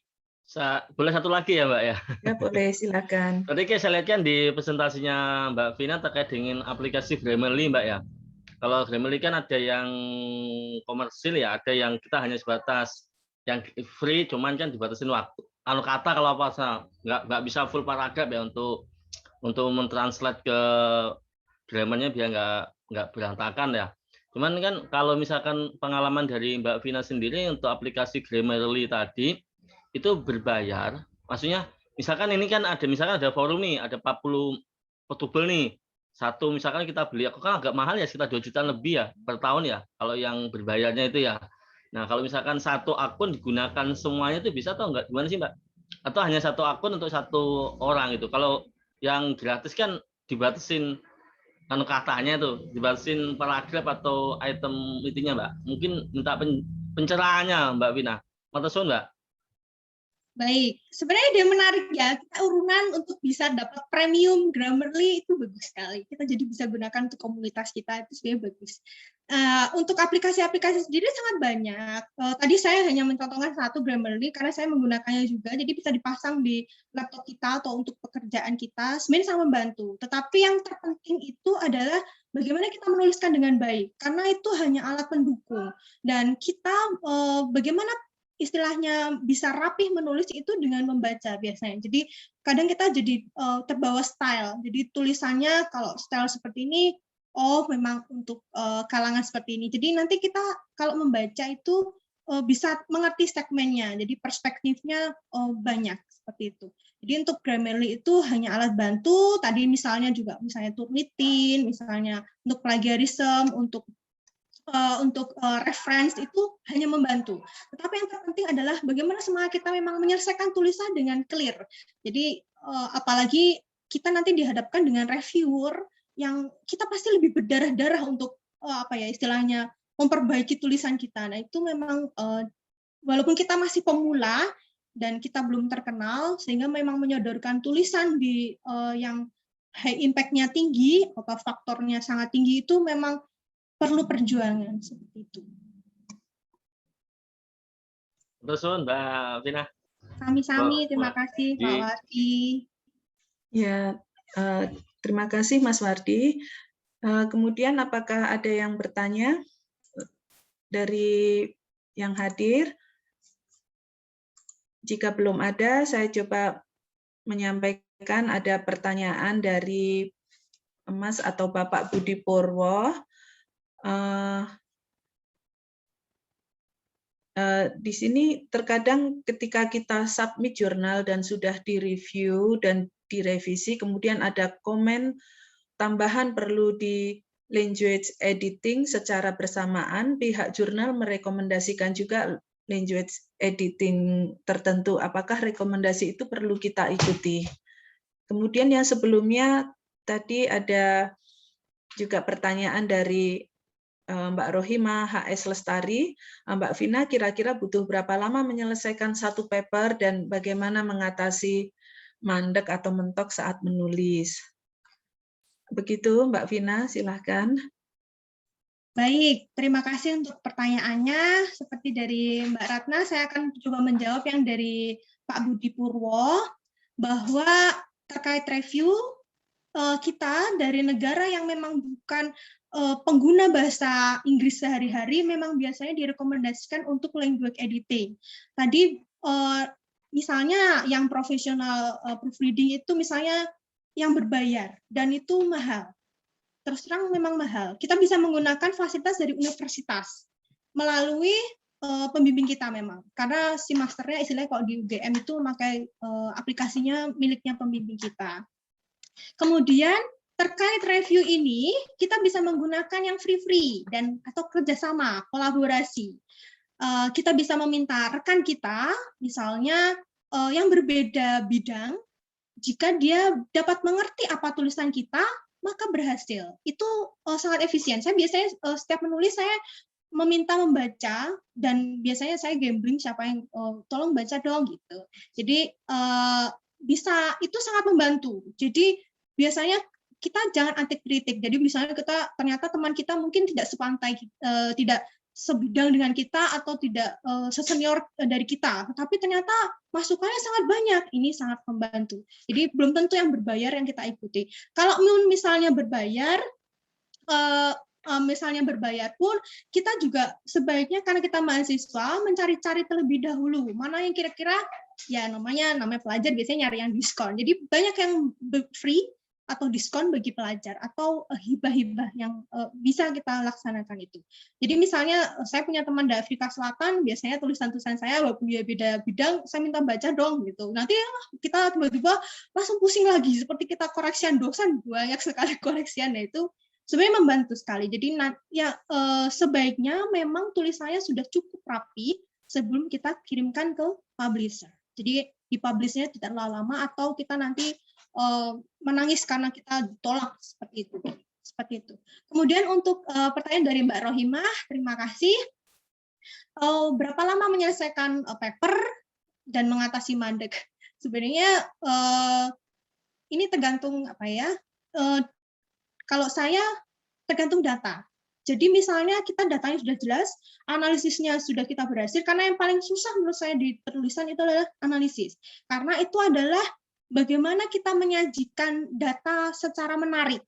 Misalnya gambar hitam putih dengan gambar grafik berwarna, kita pasti pilih yang berwarna. Nah, itu hanya sebagai tips bagi kita untuk agar tampilannya menarik. Itu sangat penting, karena apalagi jurnal ya, mereka biasanya cepat. Jadi istilahnya, ini kalau dianggap sampah gitu, kita kan sakit hati ya, itu sangat bisa terjadi seperti itu. Dan penyelesaiannya waktunya beragam. Jika kita mood gitu, ya bisa kita menyelesaikan. Terus terang, saya mengalami mandek penelitian itu saat pandemi, sehingga saat itu kita kan PSBB dan lockdown dan sebagainya, itu menyulitkan untuk penelitian di lapang. Apalagi penelitian saya di 4 kabupaten, dan saat itulah kita menulis. Bisa dimanfaatkan waktu untuk menulis. Misalnya juga kita menunggu dosen nih, kita kan misalnya menyodorkan draft, baik itu disertasi, tesis, tulisan, kita kan nggak bisa ya, kecuali kita offline, kadang kita juga bisa offline langsung mendapat masukan, tetapi kalau tidak masukan, biasanya aturannya atau tidak tertulisnya kan kita menanyakan 2 minggu. Nah, selama 2 minggu menunggu untuk apa? Untuk menulis, karena bisa kita manfaatkan waktu tersebut. Seperti itu, Mbak. Baik, terima kasih atas penjelasannya Mbak Vina. Apakah masih ada yang mengajukan pertanyaan? Saya Mbak Ratna. Mbak Ratna. Oh iya. Saya mau nanya nih, saya mau belajar juga. Oh iya, silakan sebutkan namanya karena ini terbatas layar saya. Mbak Vina.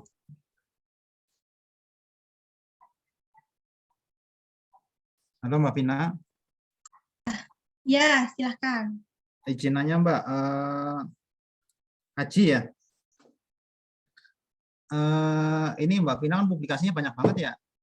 Ini pertama, ini paper-paper yang banyak itu berarti result dari penelitian yang dipecah-pecah itu. Jadi dia part of dari beberapa penelitian gitu ya, atau seperti apa? Satu itu.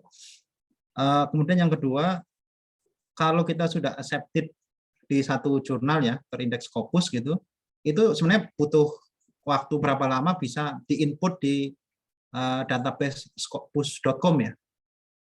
Karena saya udah accepted gitu di satu jurnal gitu. Nah, sampai sekarang belum diinput di scopus.com gitu. Sudah kurang lebih 3 bulanan gitu. Kemudian yang terakhir mungkin terkait manajemen waktu ya.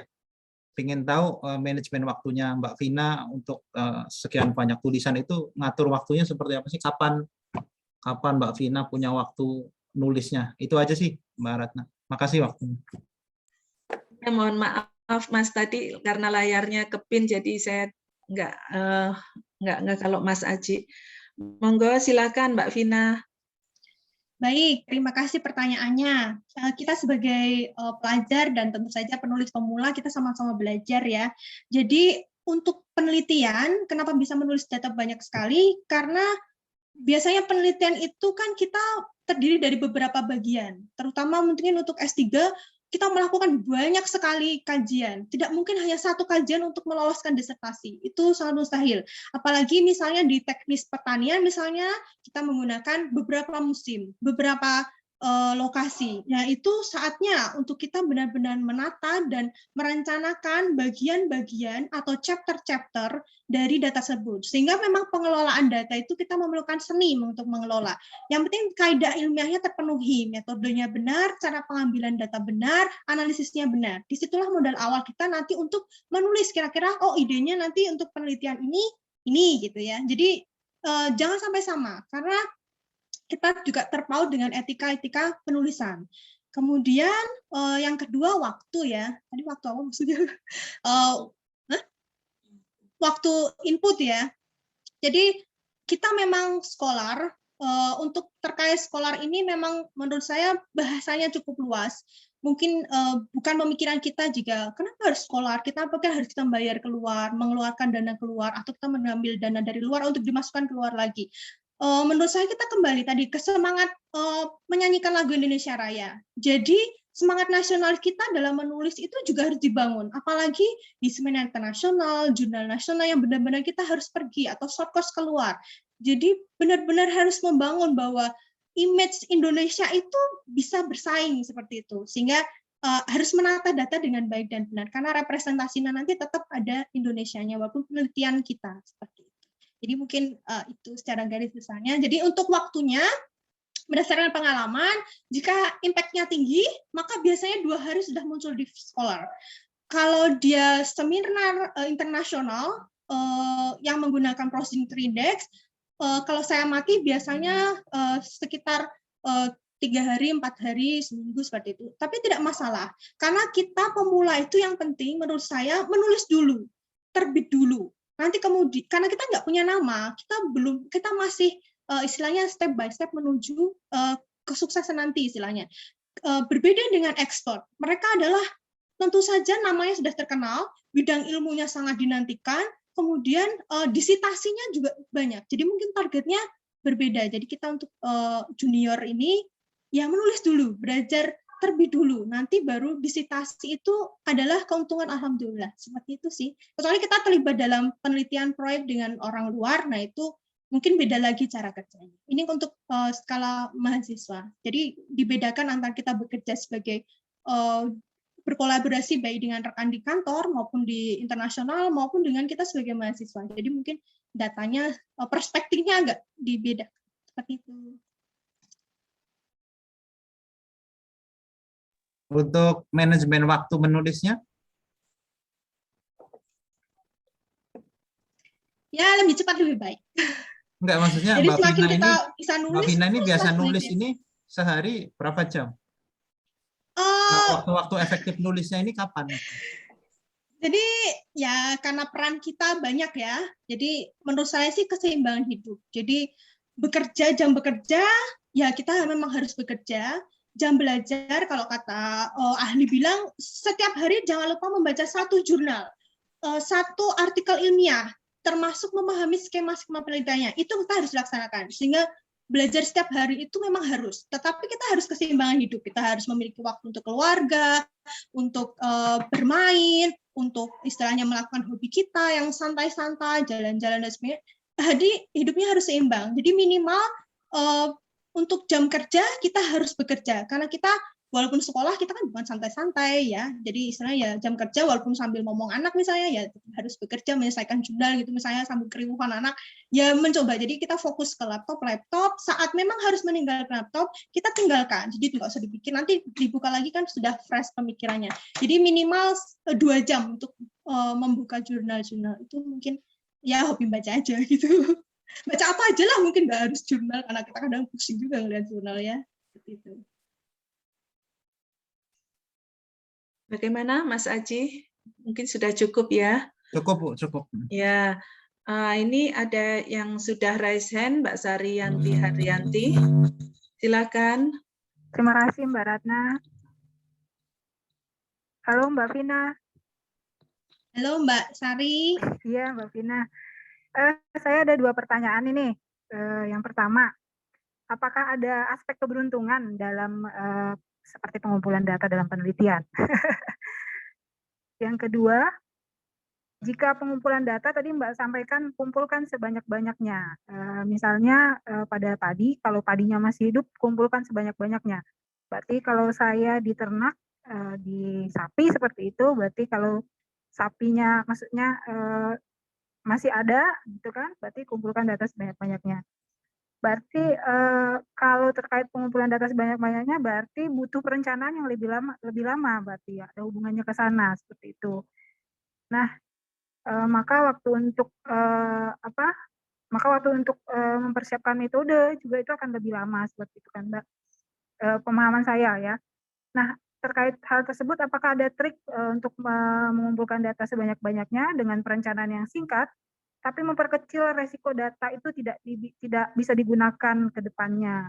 Nah, mungkin itu saja Pak pertanyaan saya. Terima kasih Mbak Vina. Baik, Mbak Vina silahkan.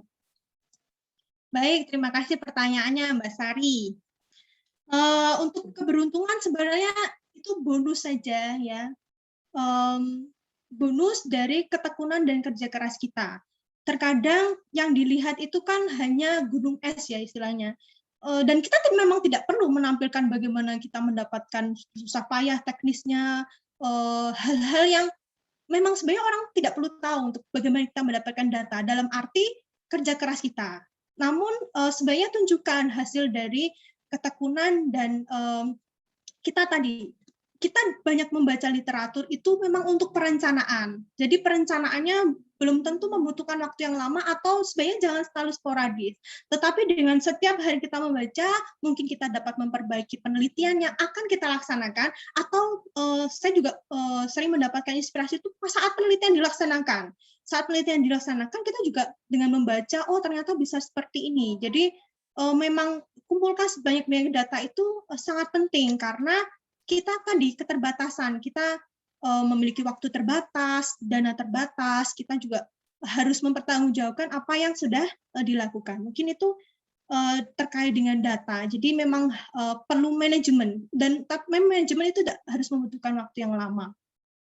Kemudian terkait perencanaan. Jadi memang perencanaan itu adalah intinya. Namun memang perencanaan itu terkadang inspirasinya itu di tengah-tengah. Ya, itu kita konsultasikan saja, misalnya dengan supervisor kita, atau misalnya dengan tim kita, misalnya dengan sebuah proyek, kita sampaikan, oh ternyata di tengah-tengah seperti ini. Kebetulan saya terlibat dengan 300 petani, itu konfliknya luar biasa. Ternyata konflik itu bisa kita kelola dan ya kita jadikan data, nanti kapan-kapan kita tampilkan untuk penulisan. Jadi penulisan itu belum tentu untuk apa yang sudah kita lakukan, tetapi memang untuk pencerahan. Jadi orang kan belum tentu melakukan yang apa yang dilakukan, atau kita pasti melakukan apa yang sudah banyak orang lakukan. Nah itulah kebaruannya di situ. Gitu Mbak. Gimana Mbak Sari? Untuk yang itu cukup Mbak, mungkin tapi ada satu lagi pertanyaan saya. terkait dengan dosen mungkin ya, tadi sudah ada yang menanyakan, misalnya ternyata kita melakukan penelitian, oke, proposalnya segini, kita sudah menunjukkan batasan data yang akan kita ambil seperti itu. Kita sampaikan ke dosen, tapi ternyata pas di luar proses penelitian ada data lagi yang bisa kita ambil. Mungkin tadi kaitannya itu berarti maksudnya di luar dari penelitian kita. Nah, kemudian ketika menulis memang sebaiknya dosen diajak terlibat kan, karena masih ada terkait, karena proses desain segala macam kan kita memang diskusi sama dosen seperti itu kan. Secara etika juga kita harus melibatkan dosen.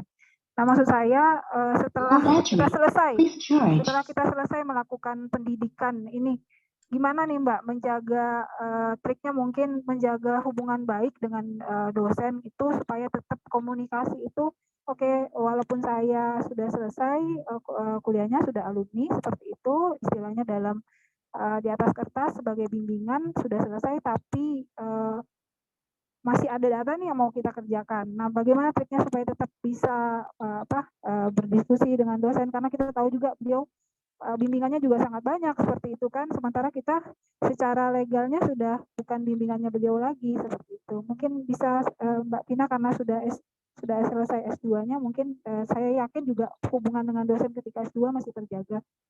Bisa disampaikan ininya Mbak, triknya. Terima kasih Mbak Vina. Silakan Mbak Vina. Terima kasih Mbak Sari, terima kasih Mbak Ratna.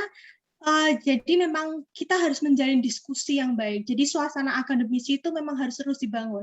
Apalagi mungkin lingkup pekerjaan kita tidak jauh-jauh sekali dari penelitian dan hal-hal yang ilmiah yang lain. Sehingga memang meskipun dalam penelitian ataupun proposal, kebetulan saya mendapatkan para promotor-promotor yang cukup fleksibel. Sehingga aturannya itu biasanya memang proposal itu tidak akan sama dengan pelaksanaannya. Dan itu pasti terjadi. Jadi dinamika saat pelaksanaan penelitian itu jauh mungkin merubah dari proposal kita awal. Nah, itulah lingkupnya yang memang kita perlu kelola, sehingga proses saat pengambilan data, misalnya tadi sebelum ada, tetap kita kelola. Dan kita juga tetap berpegang etika jika melibatkan para pembimbing kita, walaupun kita nanti bekerja di instansi dan kita masih memiliki begitu banyak data yang bisa untuk dipublikasikan dan disampaikan ke masyarakat, maka ya kita cantumkan. Kalau terkait corresponding author, itu kita bisa lewat diskusi. Mungkin skemanya agak berbeda jika kita saat di sekolah ataupun di luar sekolah. Itu kita dengan diskusi dan komunikasi baik. Terus terang saat di luar sekolah, saya juga biasanya tetap komunikasi dan saya mohon saran, misalnya penelitian-penelitian yang sedang akan dilaksanakan. Sehingga kita tetap memiliki hubungan yang baik dengan rekan kerja, istilahnya kalau anak kita sudah lepas dari sekolah ya, itu bisa. Terlepas dari itu, siapa yang terlibat dalam penelitian, di luar para pembimbing juga bisa dimasukkan dalam tulisan kita nanti. Jadi, dosennya tidak ditinggalkan, tetapi orang-orang yang terlibat kita masukkan. Karena biasanya kalau sekolah kan kita hanya di acknowledgement ya, orang-orang yang terlibat. Jadi, kita sebanyak-banyaknya rekan diskusi, baik itu dari akademisi, tentu saja misalnya hal-hal teknis kita analisis ya, kita kan nggak menguasai semuanya. Nah itu nanti bisa kita diskusi kembali untuk pengerjaan proyek paper selanjutnya. Seperti itu Mbak. Semua itu kan untuk istilahnya apa yang sudah kita lakukan itu bisa dipahami oleh masyarakat. Seperti itu sih nanti secara garis besarnya. Baik, mungkin sudah cukup ya Mbak Sari. Sudah Mbak, sudah sangat cukup. Terima kasih. Ya, di chat tersisa satu pertanyaan, akan saya bacakan dan nanti saya juga akan bertanya satu hal saja.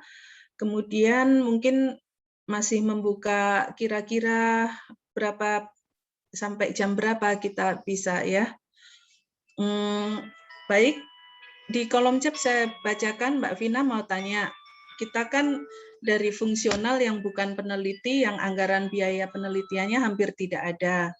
Bagaimana tipsnya bisa meneliti dan menulis dengan sumber daya yang terbatas tersebut?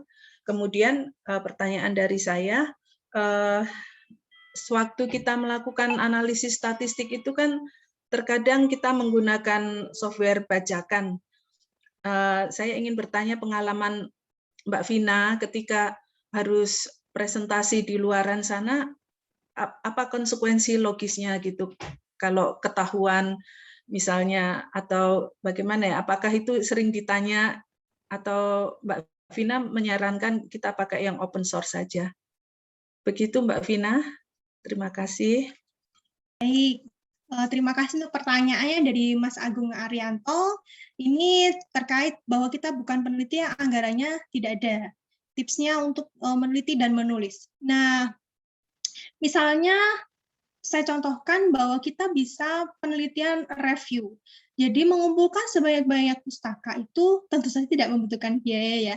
Atau mungkin keseharian kita yang di sana kalau kata orang super infus ya, itu bisa kita manfaatkan. Karena bagaimana kita memang pintar-pintar melakukan pengelolaan agar kita jika passionnya itu peneliti itu bisa tetap berjalan. Walaupun ya namanya anggarannya nggak ada ya, namanya juga kepepet gitu ya, itulah di situ triknya. Dan juga sebaiknya karena anggaran APBN kita terbatas, itu juga harus mulai pintar-pintar kita mencari hibah, terutama hibah luar negeri. Di Indonesia sendiri ini, kita yang tergabung dalam Southeast Asia itu cukup banyak untuk hibah-hibah penelitian. Ya tentu saja kita harus kompetitif, tapi itu memungkinkan dan memiliki kesempatan untuk penelitian tersebut. Kita juga dapat berkolaborasi dengan Pemda, Bapeda, jika kita di daerah atau di kementerian, saya rasa banyak data yang itu bisa kita olah dan itu berguna untuk ditulis dan untuk mencerahkan. Yang sebelumnya misalnya data yang kita sama sekali tidak tahu, diolah dari situ, saya rasa bisa. Jadi atau misalnya dana desa dan sebagainya, misalnya ya, itu kan banyak tuh. Jadi konflik-konflik di masyarakat itu bisa menjadi peluang yang baik untuk penelitian. Seperti itu mungkin.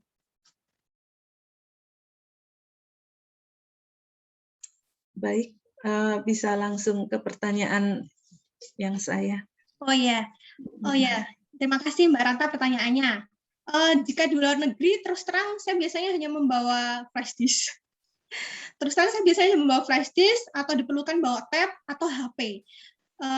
Karena smartphone kan bisa menggunakan untuk apa saja ya, dan karena memang sangat riskan, kita membawa laptop jika memang tidak benar-benar diperlukan.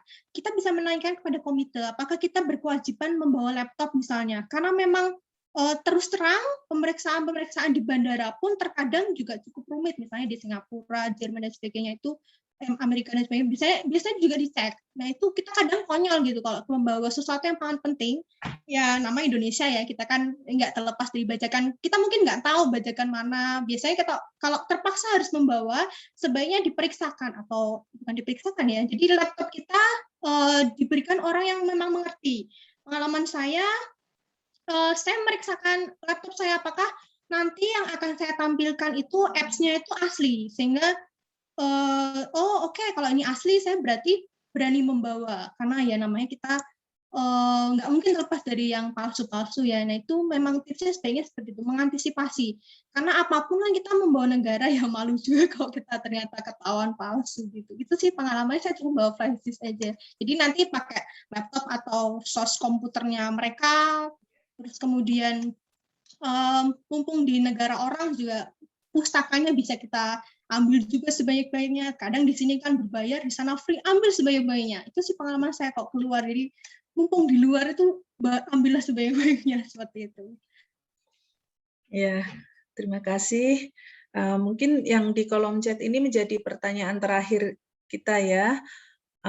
Di sini Mbak Astri Wirasti bertanya, kebetulan karena bidangnya sama, yaitu permuliaan tanaman, jurnal yang direkomendasikan untuk disubmit apa ya? Lalu, karena selama ini terbiasa menulis research paper, bukan review paper, tapi ingin belajar menulis review paper, mohon share tips dan triknya, karena syaratnya adalah pustaka yang disitasi banyak, dan pasti muncul rasa malas atau bosan untuk membaca. Bagaimana tipsnya dan bagaimana solusi menghindari plagiarisme untuk review paper tersebut? Silakan, Mbak. Baik, terima kasih pertanyaan Mbak Astri. Jadi ya kita pemuliaan tanaman ya, senior saya yang sekarang mungkin adik kelas, kita bisa kerjasama. Ini terkait jurnal, itu bisa dilihat skop yang memang kita sasar. atau yang kita nyaman, atau yang mengejar waktu. Jadi misalnya untuk di pemulihan tanaman dulu saya pengennya eupetika, dia kan Q1-nya tinggi ya, ternyata mungkin dia lebih rumit, ternyata lebih mahal, ternyata lebih lama, mungkin kita bisa cari alternatif-alternatif yang lain. Dan itu bisa kita peroleh dari kita membaca jurnal. Jadi misalnya kita asal ambil aja, misalnya tema pemulihan tanaman, nanti kita tiba baca tema-tema tersebut dan kita tahu dia dari jurnal apa. Nah, dengan style bahasanya kita bisa mempelajari kira-kira yang kita cocok yang mana, karena belum tentu yang bagus itu bisa untuk kita, karena mungkin kita tidak mampu dan sebagainya. Jadi menyesuaikan dari memang kita cocoknya di mana, itu yang perlu. Kalau untuk nama jurnal, saya kira soalnya jurnal banyak sekali ya, nanti bisa di search di tadi sudah di-share tentang PowerPoint-nya, mungkin nanti bisa di-download, itu hanya sebagian link-link yang saya cantumkan yang kira-kira penting untuk referensi. Kemudian untuk menulis review paper ini nanti akan terbiasa, karena nanti setiap mata kuliah itu setiap kuliah pasti presentasi, dan saat presentasi kita emang sangat jenuh karena membaca puluhan jurnal. Tidak mungkin kita presentasi hanya dengan satu jurnal, nanti kita mentah, pasti ya namanya kita di akademik ya. Jadi itulah kesempatan kita membaca sebanyak-banyaknya pustaka, sehingga nanti kita akan terbiasa membaca pustaka yang berat-berat. Mungkin kalau kita senang novel, komik, kita baca dari itu dulu, nggak masalah. Atau mungkin kita siang sudah membaca yang berat-berat, nanti malamnya kita santai membaca ringan-ringan, itu nggak apa-apa. Atau drakor ya, kita bagi mama, nggak masalah. Jadi di mana kita saat bekerja, ya kita harus bekerja. Di saat santai ya harus nikmat santai, karena kita hidup kan nggak hanya bekerja, seperti itu sih Mbak. Baik, sebetulnya mungkin masih banyak yang ingin bertanya, tetapi waktu kita terbatas ya.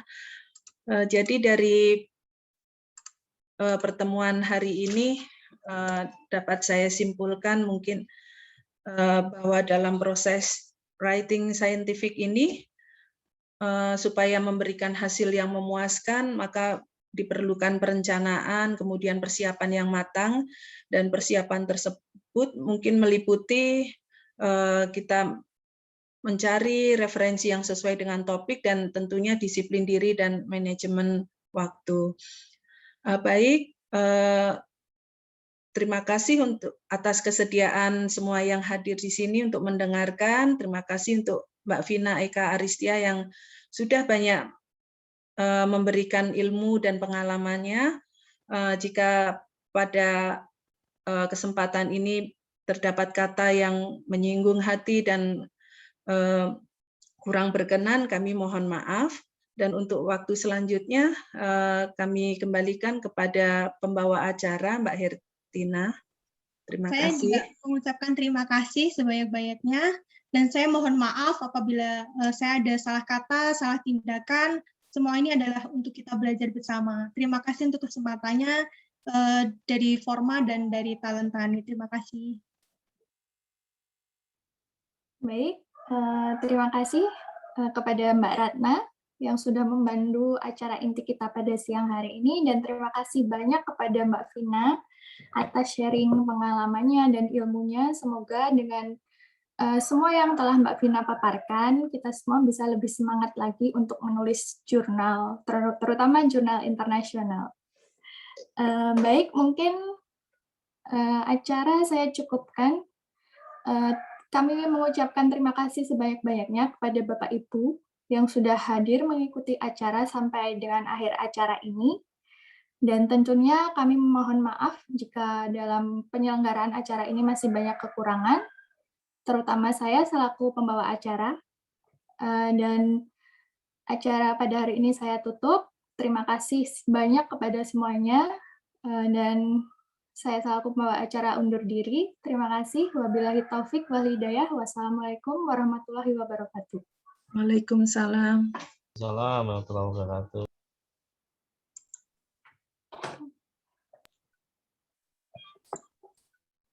Mohon dibantu nggih daftar hadirnya, masih banyak yang belum ngisi. Oh ya. Jadi Mas Ponco izin live tadi ya. Mas Wardi. Sebentar tadi, Mbak.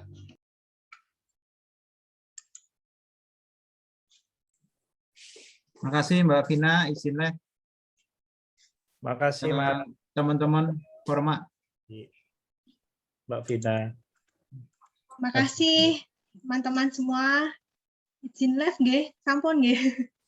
Sukses untuk kita semua. Terima kasih banyak. Makasih, Terima Mbak kasih, Vina. Mbak Vina. Sukses selalu, Sama-sama. Mbak. Nggih, sukses untuk semuanya, lancar untuk semuanya. Amin. Amin.